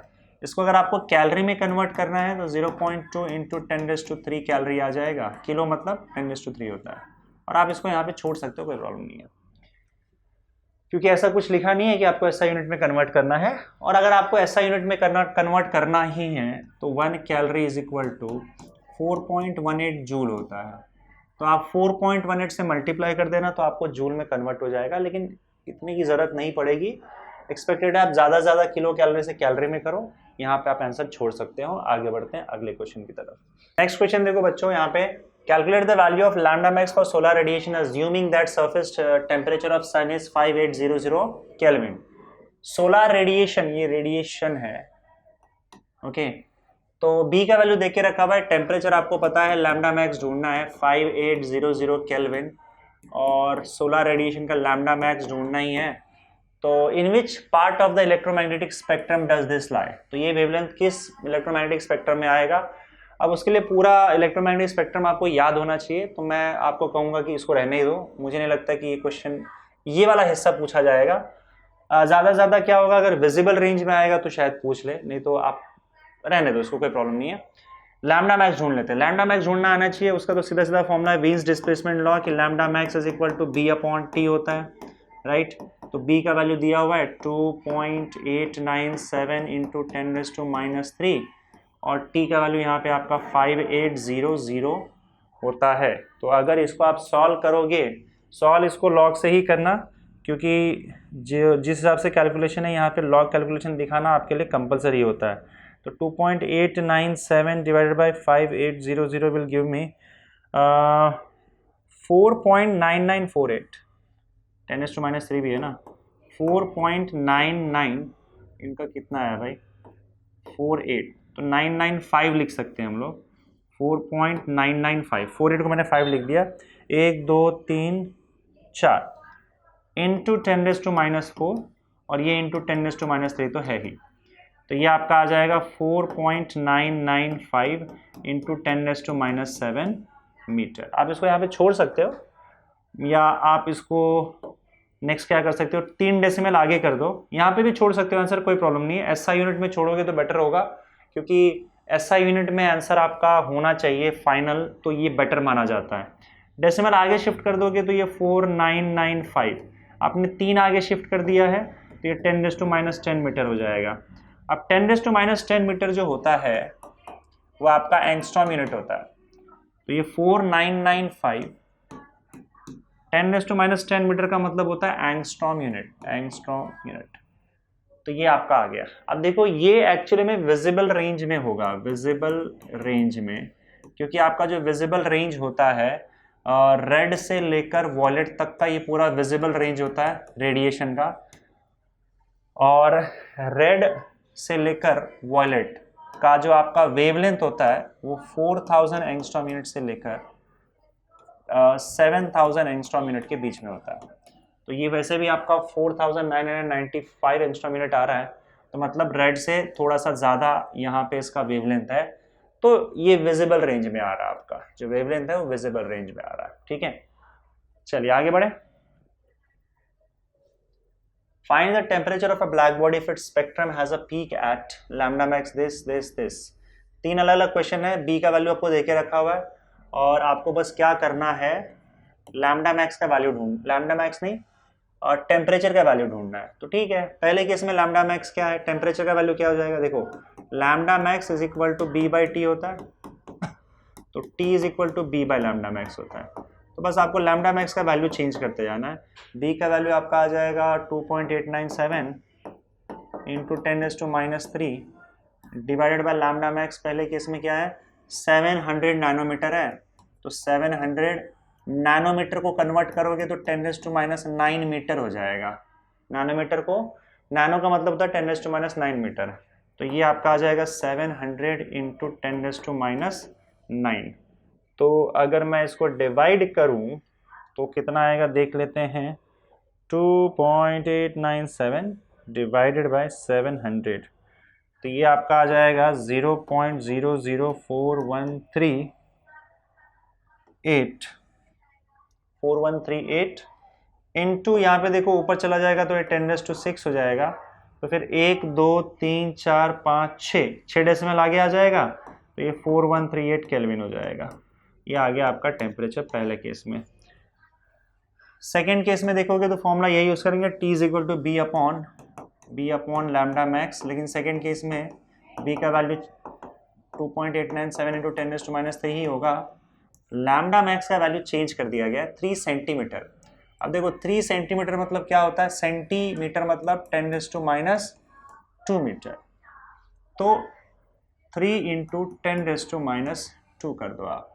अब इसको सॉल्व करोगे तो आपका वैल्यू आ जाएगा 2.897 divided by 3 will give you 0.9656 और उसके बाद ये एक और पीछे आ जाएगा, तो ये हो जाएगा आपका 0.096 और 56 आ रहा है, मेरा तो यही आ रहा है, उनका 966 आ रहा है, भगवान जाने कैसे। हाँ 966 मतलब इसी 56 को उन्होंने 6 लिख दिया, पर ठीक है चलेगा, इतना आप लिख सकते हो। और ये आपका आ जाएगा केल्विन में फिर से, तो बी भी आ गया। और सी वाले पार्ट में आप देखोगे तो T is equal to B upon lambda max, B का वैल्यू अगेन 2.897 इंटू 10⁻³ और तीसरे केस में लैम्डा मैक्स का वैल्यू 3 मीटर दिया हुआ है, तो आप 3 से डिवाइड कर दो, तो यहाँ पे देखो आपका क्या आ रहा था, इंटू 10⁻² जो है ना, मतलब आप 10⁻² नीचे आ रहा था ना, तो 10⁻² इस केस में नहीं आएगा, मतलब आप क्या करोगे, इसको डिवाइड ही कर लो यार, क्या टाइम पास कर रहे हो। 2.897 divided by 3 will give you 0.9656 into 10⁻³ kelvin, तो यही आपका आंसर आ जाएगा थर्ड केस में। इसी को मिली केल्विन लिख दिया इन्होंने, पर ठीक है कोई प्रॉब्लम नहीं भी लिखोगे तो चलेगा, ये आपका आंसर हो गया थर्ड केस में। ठीक है आगे बढ़ते हैं। Earth's mean temperature can be assumed to be 280 Kelvin. How will the curve of a black body radiation look like for this temperature? Find out lambda max. अर्थ का मीन टेम्परेचर जो है वो 280 केल्विन है, तो 280 केल्विन है, ठीक है। How will the curve of the black body radiation look like for this temperature? Okay, and find out lambda max. देखो अर्थ को आप ब्लैक बॉडी रेडिएशन अगर मानोगे, ब्लैक अर्थ से ब्लैक बॉडी रेडिएशन निकलता हुआ मानोगे, तो ऑब्वियस सी बात है आपका कर्व तो ऐसे ही जाएगा। ब्लैक बॉडी रेडिएशन के केस में हमने देखा था कि रेडिएटेड पावर वर्सेस लैम्डा का जो आपका ग्राफ है वो ऐसा था, और ये आपका लैम्डा मैक्स था। तो ग्राफ तो ऐसे ही आएगा, ऊपर जाएगा फिर नीचे आ जाएगा, ब्लैक बॉडी रेडिएशन का जो ग्राफ होता है। लैम्डा मैक्स ढूंढने कहा है, and in which part of the electromagnetic spectrum does this value lie. तो ये तो थोड़ा सा मुश्किल है, क्योंकि आपको पूरा का पूरा इलेक्ट्रोमैग्नेटिक स्पेक्ट्रम याद होना ये मेरे हिसाब से लॉजिकल नहीं लगता कि आप याद करो, तो आप छोड़ दो इस चीज को, ठीक है। अगर आएगा भी, अगर मान लो कि पूछते हुए, तो आप पूरा इलेक्ट्रोमैग्नेटिक स्पेक्ट्रम कहाँ याद करते फिरोगे, उतना टाइम नहीं है आपके पास। ये वाला हिस्सा रहने दो, नहीं तो यही वाला क्वेश्चन का याद कर लो कि माइक्रोवेव रीजन आता है, और कोई ऑप्शन नहीं आपके पास।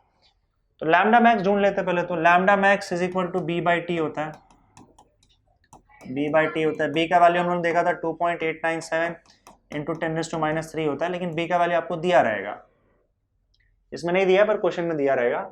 अपॉन टी टेम्परेचर जो है वो 280 है, तो इसको अगर आप 280 से डिवाइड करोगे तो आपको वैल्यू कुछ आ जाएगा 2.897 डिवाइडेड बाई 280, 0.0103 0.01035 मान के चलो आप, और इंटू 10⁻³ मीटर। तो आप 2 डेसिमल आगे शिफ्ट कर दोगे तो ये 1.035 हो जाएगा। 2 डेसिमल आगे शिफ्ट किया आपने तो 10 का पावर माइनस में जाएगा, तो -5 हो जाएगा। ये आपका लैम्डा मैक्स है।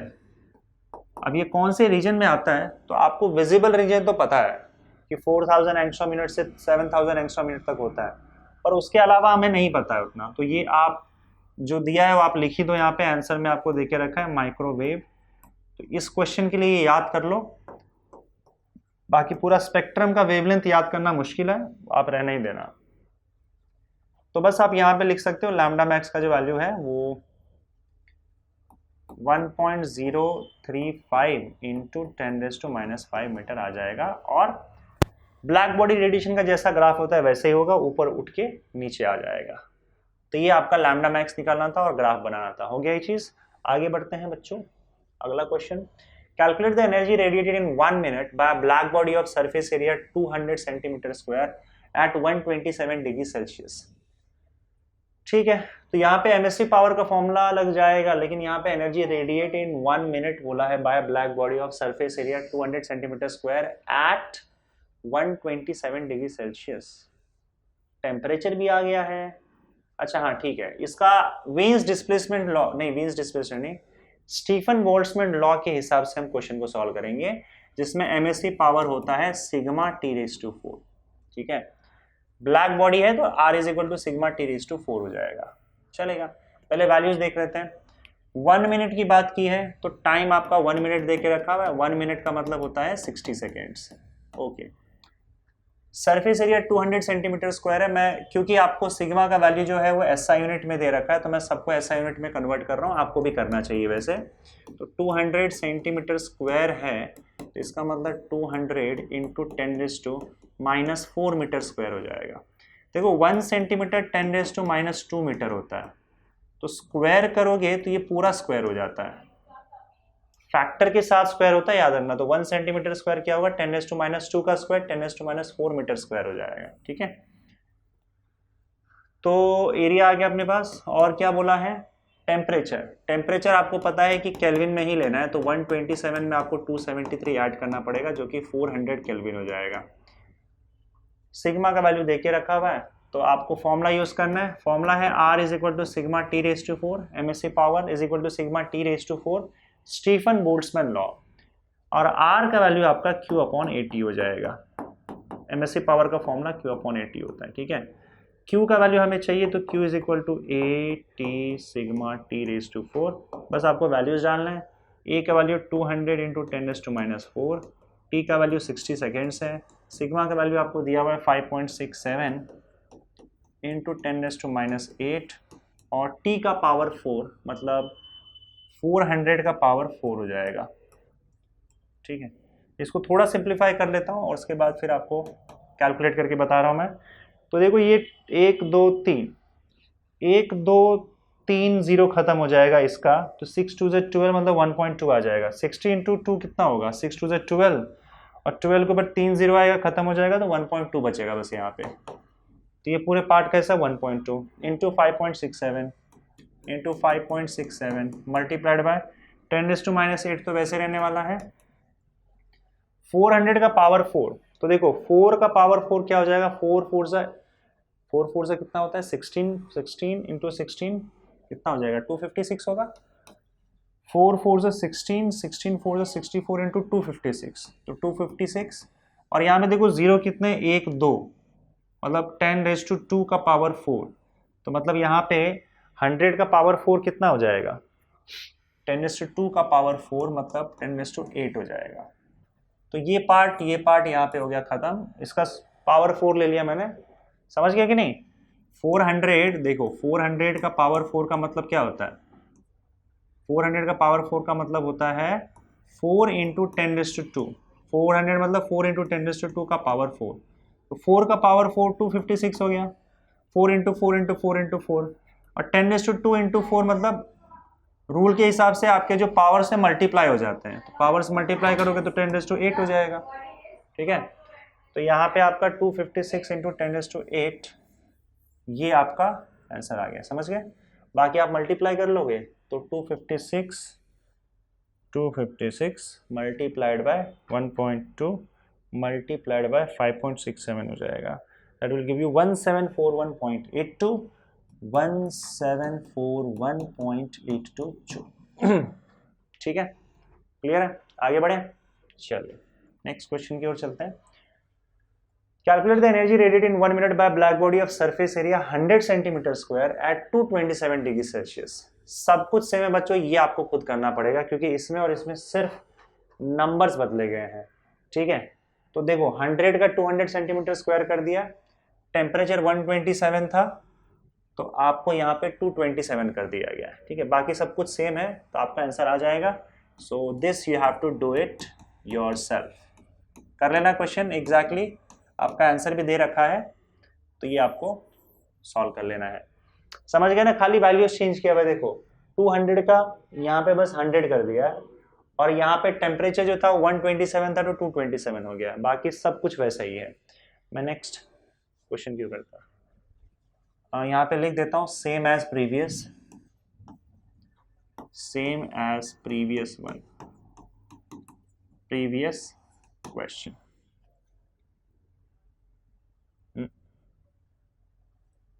चलो इस पे आते हैं, देखो क्या है।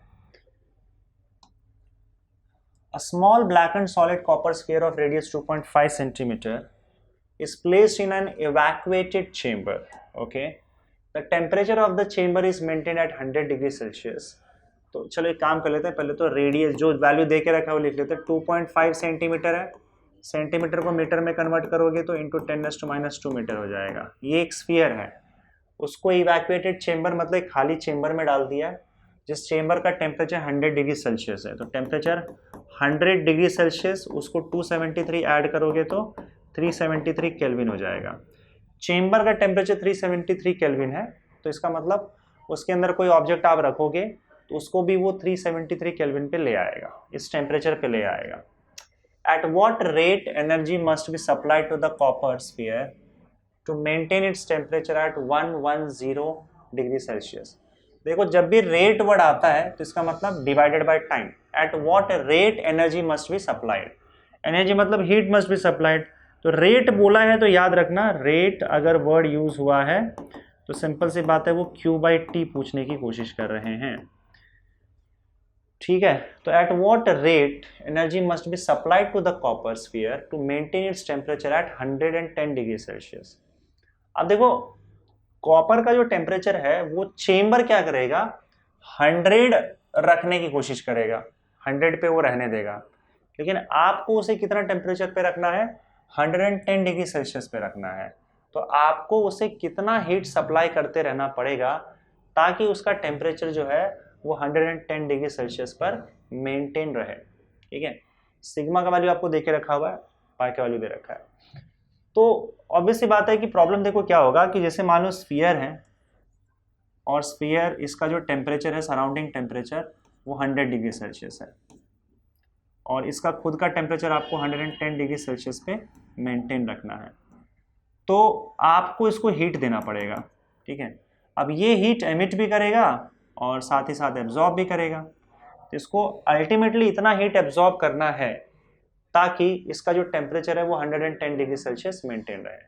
तो आप इसको कितना एक्स्ट्रा हीट दोगे ताकि इसका टेम्परेचर 110 डिग्री सेल्सियस पे मेंटेन रहे, ये सवाल पूछा गया है। तो एक काम करते हैं, जो ये टेम्परेचर आपको दे के रखा हुआ है ये सराउंडिंग टेम्परेचर है, मतलब ये सराउंडिंग टेम्परेचर T0 है, और स्फीयर का जो टेम्परेचर है वो हम लोग T मान के चलेंगे, ठीक है।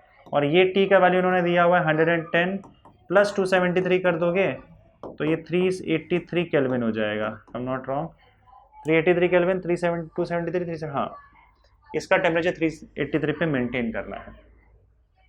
तो इसका मतलब इसका जो rate of loss of energy होगा, या रेट ऑफ लॉस ऑफ की बात कर रहा हूँ मैं, अगर सपोज करो इसको आप छोड़ दोगे ऐसे ही, तो छोड़ दोगे तो ये ऑब्वियस सी बात है, क्योंकि इसका टेम्परेचर ज़्यादा है, 110 है, तो ये अपना हीट लूज करेगा, और लूज करने के बाद इसका टेम्परेचर जो है सराउंडिंग टेम्परेचर पे आने की कोशिश करेगा।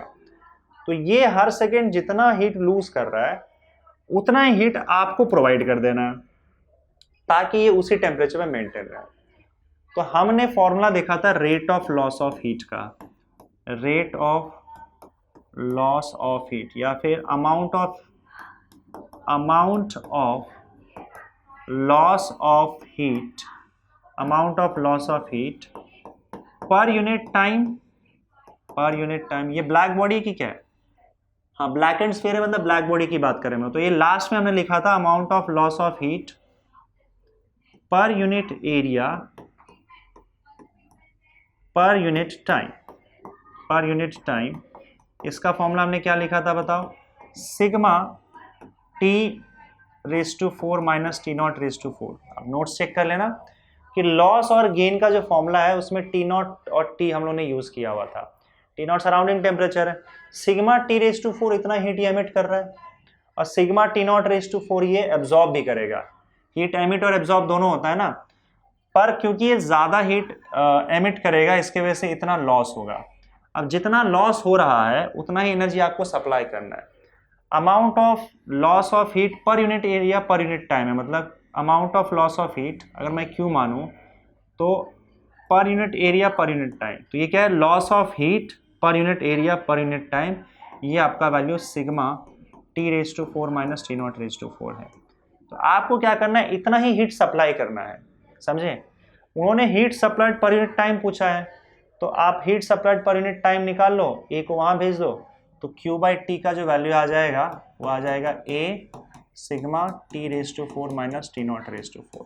अब आपको सारे वैल्यूज डालने बस, क्योंकि ये स्फीयर है तो स्फीयर का एरिया क्या होगा बताओ, 4πr² हो जाएगा into sigma T⁴ minus T0⁴।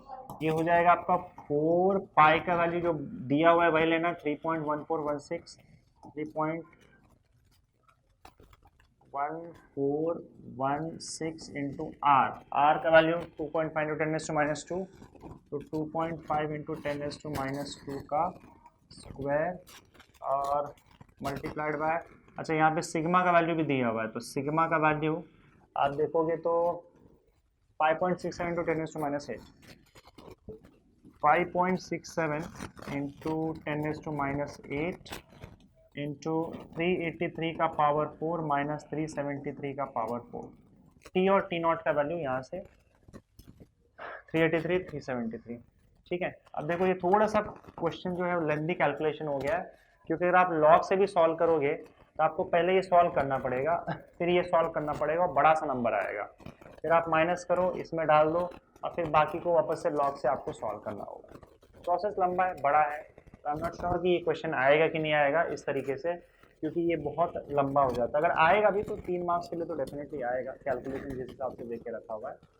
तो आप अगर इसको सॉल्व करोगे तो आपको ये काम करना पड़ेगा, पहले बता दे रहा हूँ मैं, 383 का पावर 4 आपको लॉग से अलग से निकालना पड़ेगा, 373 का पावर 4 लॉग से अलग से निकालना पड़ेगा, और उसके बाद ये माइनस करके इसमें डाल दो, और फिर पूरे का लॉग से आप कैलकुलेशन करो। तो आपको मैंने देखा था जो सॉल्व करके मैं आ रहा था, तो ये 0.9618 दिया है, पर मुझे 0.962 के आसपास कुछ आ रहा था जूल पर सेकेंड।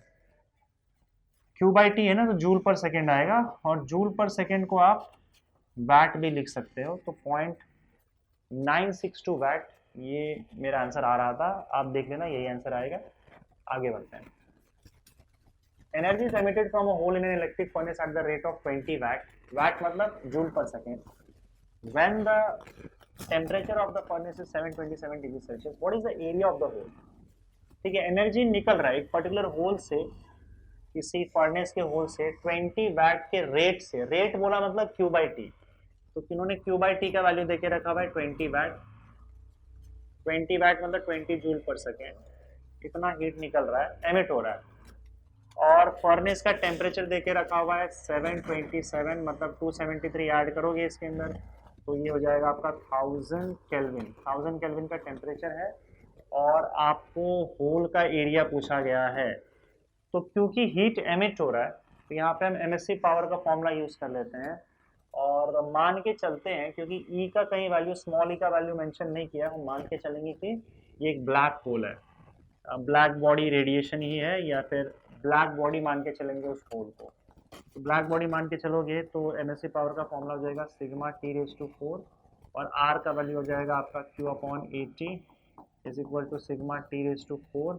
यहाँ से आपको एरिया का वैल्यू मिल जाएगा, एरिया इज इक्वल टू, देखो एरिया को वहाँ भेज दो, बाकी नीचे ले आओ, तो Q upon sigma T raise to 4, Q upon sigma T raise to 4 into T हो जाएगा। या फिर आप इसको ऐसे लिख दो, क्योंकि क्यू बाई टी का वैल्यू दे के रखा है ना अपने को, क्यू बाई टी और सिग्मा टी रेज टू 4 नीचे आ गया, तो सिग्मा टी रेज टू 4, बस वैल्यूज डालना है। क्यू बाई टी का सीधा वैल्यू आपको 20 दिया हुआ है, सिग्मा का वैल्यू आप देखोगे तो 5.7 इंटू 10⁻⁻8 है, और टी का वैल्यू क्या है, टी का वैल्यू 1000 है, तो यहाँ पे 1000 का मतलब मैं लिख देता हूँ यहाँ पे 10⁻³ केल्विन, तो 10⁻³ का पावर 4 हो जाएगा, है ना, पावर 4, 10⁻³ का पावर 4, तो ये हो जाएगा 20 divided by 5.7 multiplied by 10⁻⁻8 multiplied by 10⁻4 से 12 हो जाएगा, 10⁻4 हो जाएगा ये, तो 20 अपॉन 5.7 इंटू 10⁻4 होगा, ऊपर जाने के बाद 10⁻⁻4 हो जाएगा, तो 20 डिवाइडेड बाय 5.7 तो अराउंड समथिंग 3.5 ही आएगा जहाँ तक मुझे लग रहा है। तो 20 divided by 5.7 will give you 3.5, या 3.51 आ रहा है, 3.51 इंटू 10⁻⁻4, एरिया है तो मीटर स्क्वायर आ जाएगा। ठीक है, चलिए आगे बढ़ते हैं अगले क्वेश्चन की तरफ। Compare the rate of loss of heat from a metal. देखो रेट ऑफ लॉस और रेट ऑफ गेन अगर है तो हमारे पास फॉर्मूला फिक्स है, याद रखना कि sigma T raise to 4 minus T not raise to 4 आएगा। तो compare the rate of loss of heat from a metal sphere at 827 degree Celsius with the rate of loss of heat from the same sphere at 427 degree Celsius if the temperature of the surrounding is 27 degree Celsius. तो rate of loss of heat देखो कैसा होता है, हमारे पास formula क्या था, amount of heat lost या amount of loss of heat, loss of heat per unit area per unit time, per unit area per unit time, इसका फॉर्मूला हमारे पास था। अगर ब्लैक बॉडी है तो sigma T minus T raise to 4 minus T not raise to 4, और अगर black body नहीं है तो यहाँ ई लग जाता था। लेकिन यहाँ पे मेटल स्फीयर दिया हुआ और अगर कुछ दिया नहीं है तो हम मान के चलेंगे कि वो ब्लैक बॉडी नहीं है, तो E sigma T raise to 4 minus T not raise to 4, और अगर ई का वैल्यू नहीं दिया है तो हम ब्लैक बॉडी मान के चलेंगे। पर खैर यहाँ पे ब्लैक बॉडी मानने की जरूरत नहीं है आपको, अगर आप नॉर्मल बॉडी में मानोगे तो ये ई कैंसल आउट हो जाएगा। कैसे मैं आपको बता रहा हूँ, क्योंकि उन्होंने सेम मेटल स्फीयर बोला है वापस सेकेंड केस में। तब amount of heat loss per unit area per unit time, मतलब अमाउंट ऑफ हीट लॉस अगर मैं क्यू मानूं तो क्यू अपॉन ई टी का वैल्यू दे रखा है इन्होंने, E sigma T raise to 4 minus T not raise to 4। मैं ये बस एक्सप्लेन कर रहा हूँ आपको, ये सब आंसर में लिखने की जरूरत नहीं है, कहाँ से लिखना है सोल्यूशन मैं आपको बता रहा हूँ। अब इन्होंने रेट पूछा है ना, rate of loss of heat, तो rate of loss of heat पूछा था, तो रेट मतलब क्यू बाई टी होता है, तो ये आपका Q by T is equal to A E sigma T raise to 4 minus T not raise to 4। तो इसको आप क्या करोगे, रेट लिख दोगे बस सीधा, रेट ऑफ लॉस, तो सीधा रेट लिख दो A sigma A E sigma T raise to 4 minus T not raise to 4। तो ये रेट का फॉर्मूला आपके पास आ जाएगा, रेट ऑफ लॉस का फॉर्मूला, ठीक है। तो आंसर आपको यहाँ से चालू करना है कि आपका इनिशियल टेम्परेचर क्या है T1, T1 का वैल्यू आपका 827 डिग्री सेल्सियस है, तो 827 प्लस 273 हो जाएगा, ये कितना हो जाएगा 1100 केल्विन हो जाएगा, 273 9, हाँ। और सेकेंड टेम्परेचर आपको देके रखा हुआ है 427 का, तो 427 प्लस 273 अगर आप करोगे तो ये हो जाएगा 700 केल्विन। तो rate of loss of heat दोनों केस में आपको कंपेयर करना है, रेट 1 अपॉन रेट 2 कर दो, यहाँ से आपको आंसर लिखना है ये वाला पार्ट से, ठीक है। तो रेट 1 अपॉन रेट 2 है ना, फॉर्मूला क्या है रेट का, ए ई सिग्मा। देखो सेम स्फीयर है, तो सेम स्फीयर है मतलब दोनों का एरिया सेम होगा, दोनों का ई का वैल्यू सेम होगा, एमिसिविटी का वैल्यू, और सिग्मा तो वैसे भी कांस्टेंट है, तो हम यहाँ पे लिखेंगे A E sigma T1 raise to 4 minus T0 raise to 2। और हाँ, सराउंडिंग का टेम्परेचर देके रखा हुआ है 27 डिग्री सेल्सियस, तो मैं लिखना भूल गया, सराउंडिंग का टेम्परेचर T0 जो है वो 27 प्लस 273 केल्विन हो जाएगा, that is equal to 300 kelvin. Upon rate 2 के केस में ए ई सिग्मा तो सबके लिए सेम होगा, T2 raise to 4 minus T0 raise to 4, ये कैंसिल आउट हो जाएगा सब, बचेगा ये वैल्यूज डाल दो, आपका आ जाएगा आंसर। T1 का value 1100 raise to 4 minus 300 raise to 4 upon T2 का वैल्यू क्या आएगा 700 रेज टू 4 माइनस आपका 300 रेज टू 4।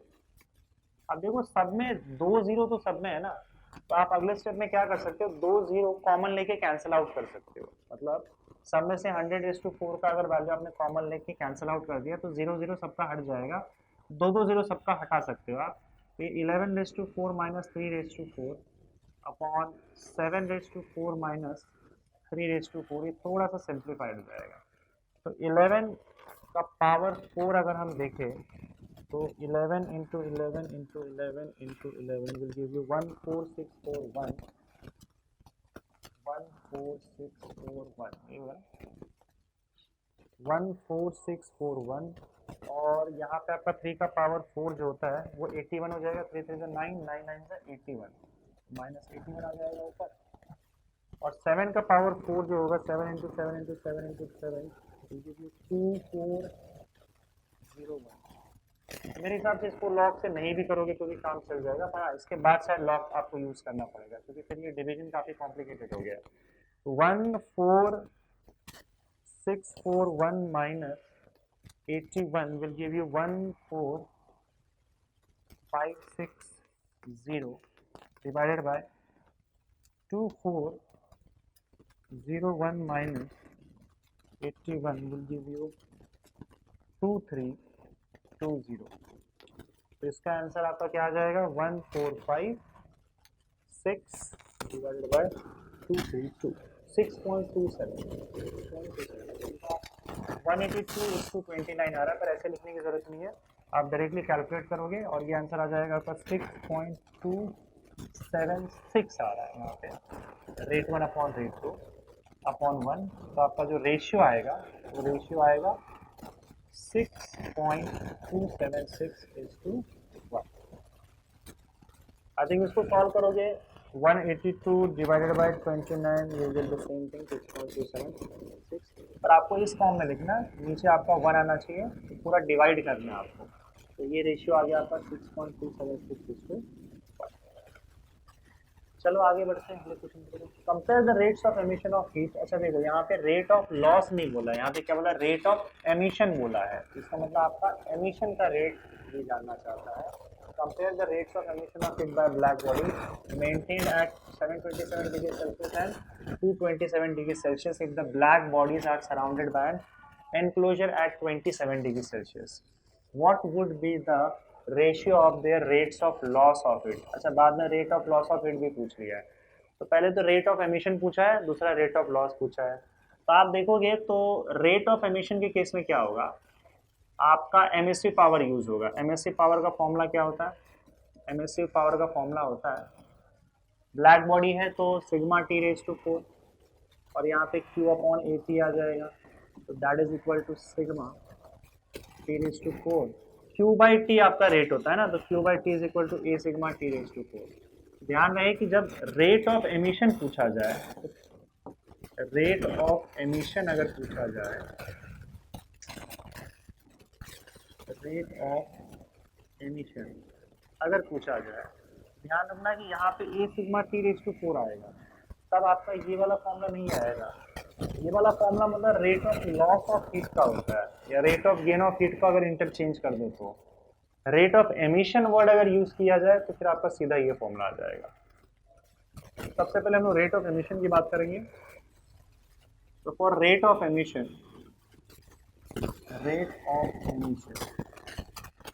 पहले रेट ऑफ एमिशन को कंपेयर करेंगे।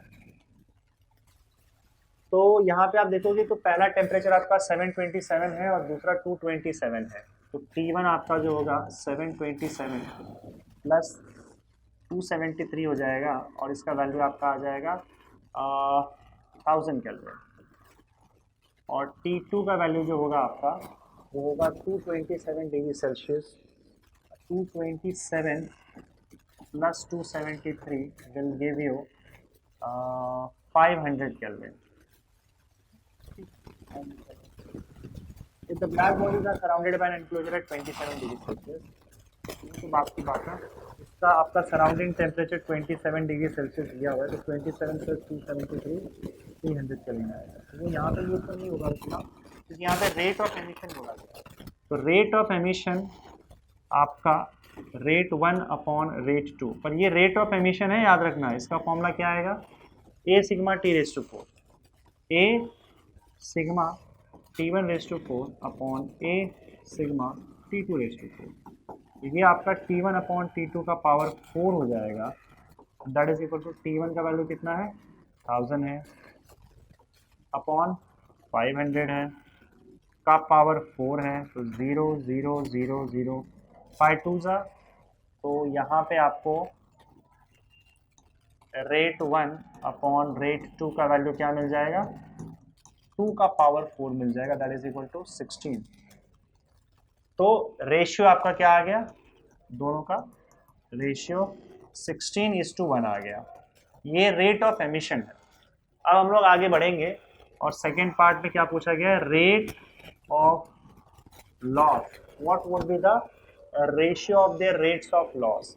तो रेट ऑफ लॉस के लिए अगर हम बात करें तो हमारे पास रेट 1 अपॉन रेट 2 का फॉर्मूला क्या है, देखिए अभी जो मैंने किया था क्वेश्चन, रेट 1 अपॉन रेट 2 का फॉर्मूला रेट ऑफ लॉस के लिए क्या है, E sigma T raise to 4 minus T not raise to 4। पर ये ऑर्डिनरी बॉडी के लिए, अगर आपका ब्लैक बॉडी है तो ई का वैल्यू 1 हो जाता है, तो ये ई नहीं आएगा। तो रेट याद रखना, ई नहीं आएगा, A sigma T1 raise to 4 minus T not raise to 4,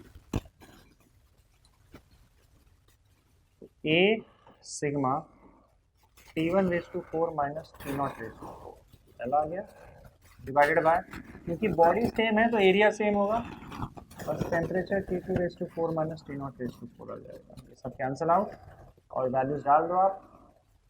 T1 raise to 4 मतलब 1000 raise to 4, 1000 raise to 4 minus 300 raise to 4, 300 raise to 4 upon T2 का वैल्यू क्या है 500 raise to 4 minus 300 raise to 4।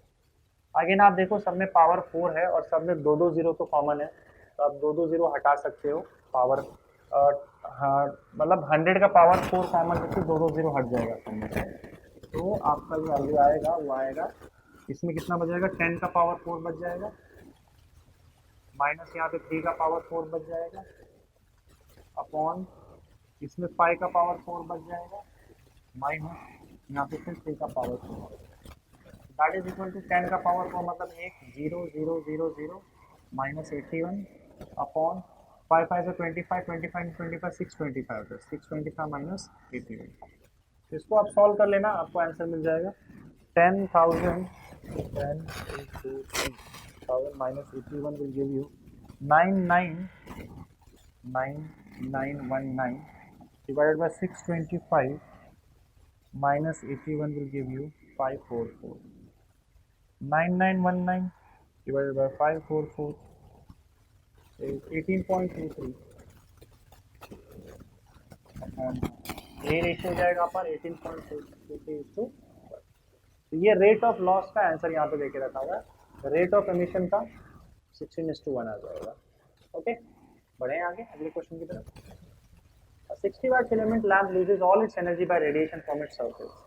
The emissivity of the surface 0.5. The area of the surface is 5 into 10 raised to minus 5 meter square. Find the temperature of the filament. ठीक है, 60 watt filament मतलब इसका Q by T दे के रखा हुआ है, power दिया है ना, पावर या फिर रेट एक ही होता है, पावर मतलब Q by T। ओके, तो ये दे के रखा हुआ आपका 60 watt loses all its energy by radiation from its surface. The emissivity मतलब E दिया हुआ है 0.5, surface area देके रखा हुआ है 5 into 10 raised to minus 5 meter square. Find the temperature of the filament. Temperature ढूंढने के लिए कहा गया है। तो यहाँ पे आप MSC पावर का फॉर्मूला यूज कर लोगे। MSC पावर का फॉर्मूला क्या होगा, ऑर्डिनरी बॉडी है, E का वैल्यू दे रखा है, तो आपका R का वैल्यू क्या आ जाएगा, E sigma T raise to 4, समझे, E sigma T raise to 4 आ जाएगा यहाँ पे, which is Stefan Boltzmann law. तो Q का वैल्यू Q/80 होता है, R का value Q/80 is equal to E sigma T raise to 4। यहाँ पे आपको टेम्परेचर ढूंढने बोला गया है, तो T रेज़ टू 4 का वैल्यू ढूंढ लो। T raise to 4 will be equal to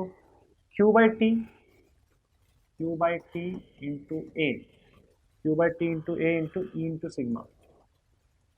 पहले ये ढूंढ लो, उसके बाद फोर्थ पावर ले लेना इसका। तो Q का वैल्यू आपका Q by T का वैल्यू सीधा दिया हुआ है 60 upon area 5 into 10 raised to minus 5 into 10 raised to minus 5 into E का वैल्यू 0.5 है, और फिर यहाँ पे आपका सिग्मा का value 5.67 into 10 raised to minus 6। तो आपको ये सॉल्व करना पड़ेगा आपको ढंग से। तो हम सॉल्व करें तो 10 raised to minus 5 10 raised to minus 8 ऊपर जाने के बाद 10 raised to minus 13 हो जाएगा। तो ये हो जाएगा आपका 6 2 से 12, देखो ये 1/2 हो जाएगा, रहने दो, ठीक है, 60 डिवाइडेड बाय 5 into 0.5 into 5.6 और 10 raised to minus 8 10 raised to minus 5 8 10 raised to minus 13 ऊपर जाने के बाद 10 raised to minus 10 raised to minus 12 हो जाएगा आपका 6/5 into 0.5 को 1/2 ले लोगे तो ये 12 हो जाएगा ऊपर। तो मैं सीधा लिख देता हूँ यहाँ पे 12/5 into 5.67 into 10 एक जीरो दे दिया था इसको, तो -12 हो जाएगा। इसको सॉल्व कर लेते हैं। 12/5 12 divided by 5 divided by 5.67 will give you 0.4232 into 10 raised to minus 12।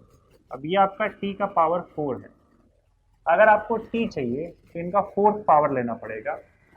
t is equal to 0.4232 into 10 raised to minus 12 का फोर्थ पावर है ना, फोर्थ पावर लेंगे हम लोग। t का पावर 4 है ना, फोर्थ पावर हो जाएगा। तो ये हो जाएगा आपका 0.4232 का पावर 1/4 मल्टीप्लाइड बाय इसका भी पावर 1/4 हो जाएगा। तो -12 डिवाइडेड बाय 4 क्या हो जाएगा, -3। टेम्परेचर काफ़ी कम नहीं आ रहा है, गड़बड़ किया हमने बच्चों, एक सेकंड, ये थोड़ा सा घपला कर दिया। 8 - 5 13 -13 नीचे है तो ऊपर जाके +13 हो जाएगा, एक्सट्रीमली सॉरी। और आप एक काम करो, ये गड़बड़ कर दिया कैलकुलेशन में, ऊपर जाके 10 raised to 13 हो जाएगा। तो भाई मैं देखा इतना पावर कैसे कम आ रहा है टेम्परेचर। और आप एक काम करो, एक जीरो यहाँ शिफ्ट कर दो तो उल्टा ये 1200 हो जाएगा। ठीक है, 1200 हो जाएगा तो मतलब 42.32 होगा। कैलकुलेशन में थोड़ा सा एरर है, 42.32 42.32 42.32 हो जाएगा, और ये भी आपका 42.32 आ जाएगा, 42.32। और 10 का पावर यहाँ पे -12 होगा, सॉरी -12 नहीं बल्कि 12 हो जाएगा। एक यहाँ पे 10 मल्टीप्लाई कर दिया था ना, तो 12 हो जाएगा। पॉजिटिव में आएगा, नेगेटिव में नहीं आएगा। 10 सॉल्व वैसे ही करना है। अब देखो 10⁻12 मल्टीप्लाइड बाई 1/4 मतलब 12/4, 12/4 मतलब 3 हो जाएगा। 42.32 का फोर्थ पावर वही लॉग से लेना है, तो यहाँ पे 42.32 का पावर अगर आप 1/4 लेते हो तो आंसर आपका 2.55 आ जाएगा। 2.55 केल्विन आ जाएगा। That is your answer. ठीक है, चलिए आगे बढ़ते हैं। Assuming that the temperature of the surface of the sun is 6000 Kelvin, find out the size of a virtual star in terms of the size of the sun, whose surface temperature is 3000 Kelvin and the power radiated by the virtual star is 25 times the power radiated by the sun. Treat both the sun and the virtual star as a black body. यहाँ पे देखो are सन मतलब radius के terms में दिया है, इसका मतलब हम लोग को क्या ढूंढना है, find out the size of virtual star in terms of size of sun. मतलब साइज मतलब रेडियस बोला है, तो आर स्टार का वैल्यू ढूंढने बोला है in terms of R sun. Okay, और वैल्यू क्या दिया हुआ है, temperature at the surface of sun is 6000 kelvin, और उसके बाद टेम्परेचर जो स्टार है उसका 3000 केल्विन बोला है, वही बोला है ना, वर्चुअल स्टार हुज सरफेस, हाँ, and the power radiated by the virtual star is 25 times the power radiated by the sun. अब देखो पावर क्या होता है, पावर अपना Q/T होता है, और हमने देखा था कि Q/T का वैल्यू क्या आ रहा था, Q/T का वैल्यू आप देखोगे, अगर ब्लैक बॉडी की बात करें हम लोग तो E तो आएगा नहीं, Q/T का वैल्यू A सिग्मा T⁻4 आ जाएगा। पावर मतलब A Q/T which is equal to A sigma T⁻4, क्योंकि Q/AT जो होता है ब्लैक बॉडी के लिए सिग्मा T⁻4 होता है, ये आपका emissive power, R is equal to sigma T⁻4 होता है। तो हम क्या करेंगे, यहाँ पे Q/T लेंगे, Q/T का वैल्यू क्या आएगा, A सिग्मा T⁻4, ये आपका पावर हो गया। तो यहाँ पे पावर स्टार का जो होगा वो क्या होगा, power radiated by the virtual star is 25 times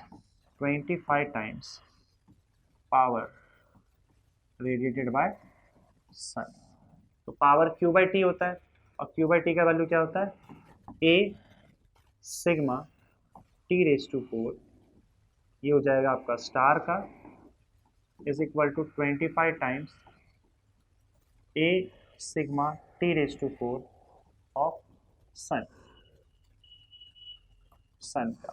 ठीक है, अब देखो एरिया क्या होता है बताओ, एरिया स्फीयर है, स्टार और सन हम स्फीयर मान के चलेंगे, ये हो जाएगा 4 पाई आर स्टार का, आर एस लिख दे रहा हूं मैं, स्टार का square into sigma into T star का power 4 pi R square sigma T⁻4 is equal to 25 times sun के लिए 4 पाई आर सन का स्क्वायर इंटू टी सन का पावर 4। 4 पाई दोनों तरफ से कैंसिल आउट हो जाएगा, सिग्मा सिग्मा भी, अच्छा सिग्मा भी आएगा,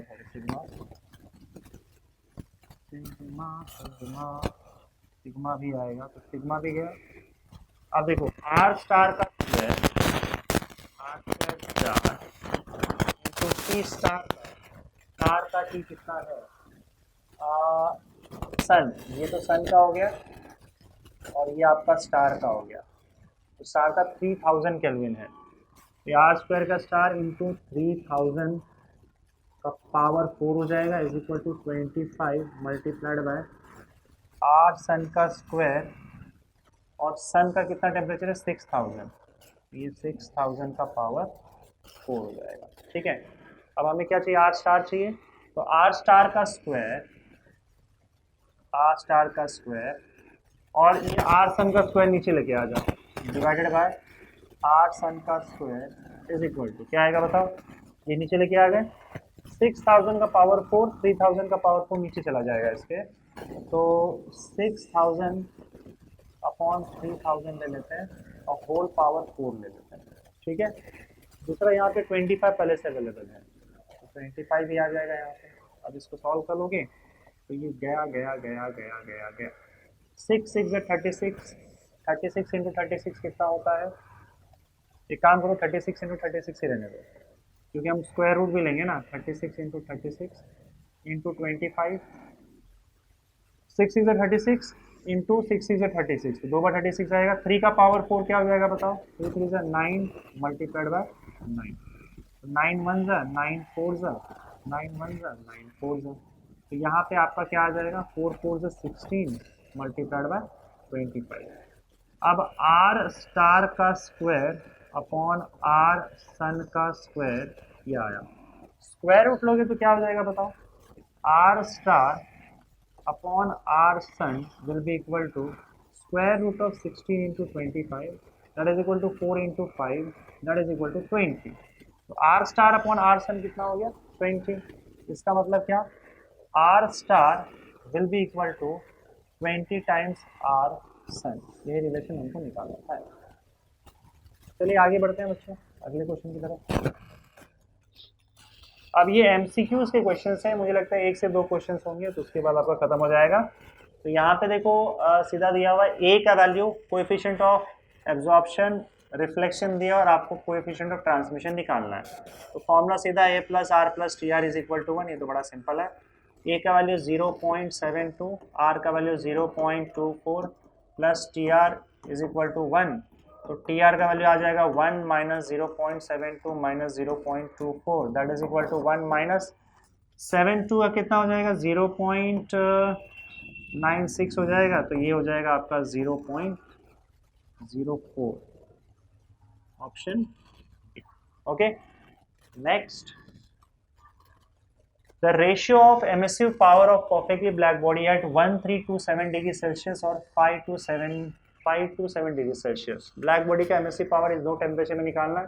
तो T1 का वैल्यू आपको 1327 प्लस 273 ऐड करोगे तो 14 15 1600 हो जाएगा, 1600 केल्विन, और आपका सेकेंड टेम्परेचर ये दिया हुआ है 527 प्लस 273, तो ये हो जाएगा आपका 607 800 हो जाएगा, 800 केल्विन हो जाएगा। एमएससी पावर का फॉर्मूला क्या होता है, एमएससी पावर आवर अपर R2, एमएससी का पावर फॉर्म का फॉर्मूला होता है ब्लैक बॉडी के लिए, मतलब रिलेशन जो है टेम्परेचर के साथ वो स्टीफन बोल्ट्जमैन लॉ के हिसाब से sigma T1 raise to 4 upon sigma T2 raise to 4 हो जाएगा, सिग्मा सिग्मा गया तो ये T1 अपॉन T2 का पावर 4 हो जाएगा। T1 का वैल्यू दे के रखा हुआ है 1600, T2 का वैल्यू आपका 800 का पावर 4 है, 0 0 0 0, ये हो जाएगा आपका 2 का power 4 that is equal to 16, तो 16:1 आपका रेशियो आ गया, ठीक है। चलिए आगे बढ़ते हैं। Right ideal gas equation for a mass of 7 gram of nitrogen atom. अच्छा ठीक है, ये तो आइडियल गैस इक्वेशन लिखने बोला गया है, मुझे लगा ये भी आपको बता दूं, इंपॉर्टेंट चीज़ हो सकता है। देखो आइडियल गैस इक्वेशन क्या होता है, PV is equal to nRT, तो आपको 7 ग्राम नाइट्रोजन बोला है तो मतलब नंबर ऑफ मोल्स बस पता करना है। तो नंबर ऑफ मोल्स का फॉर्मूला क्या होता है, मास इन ग्राम अपॉन मोलार मास, है ना। अब नाइट्रोजन का मोलार मास क्या होगा बताओ, नाइट्रोजन का मोलार मास होता है 7 + 7 14, राइट, नहीं सॉरी 14 होता है, 14 टू 28 होता है, मतलब एक नाइट्रोजन का एटॉमिक मास 14 होता है ना, तो ये हो जाएगा आपका 28 ग्राम पर मोल, और यही हम यहाँ पे यूज़ करेंगे क्योंकि हमने फॉर्मूला में ग्राम ही यूज़ करके रखा हुआ है। तो यहाँ पे आपका क्या आ जाएगा, मास का वैल्यू आ जाएगा, कितना मास देकर रखा है, ग्राम में दिया हुआ है 7 अपॉन मोलार मास कितना है 28, तो आपका नंबर ऑफ मोल्स का वैल्यू 1/4 यानी कि 0.25 आ गया, 4 0 4 2 8 4 2 हाँ 0.25 आ गया, एन आ गया ना। तो अब बस आपको P V is equal to n R T के फॉर्म में इसको लिखना है, P V is equal to n R T तो PV is equal to 0.25 RT। बस यही आपका आंसर है। That's it। तो फाइनली बच्चों आपका काइनेटिक थ्योरी ऑफ गैसेस की जो क्वेश्चंस हैं वो भी हो गए कंप्लीट, न्यूमेरिकल्स हो गए कंप्लीट, और हम आगे बढ़ेंगे आप अगले चैप्टर की ओर अगले वीडियो में। ठीक है, तो इस वीडियो के लिए बस इतना ही बच्चों। Thank you very much.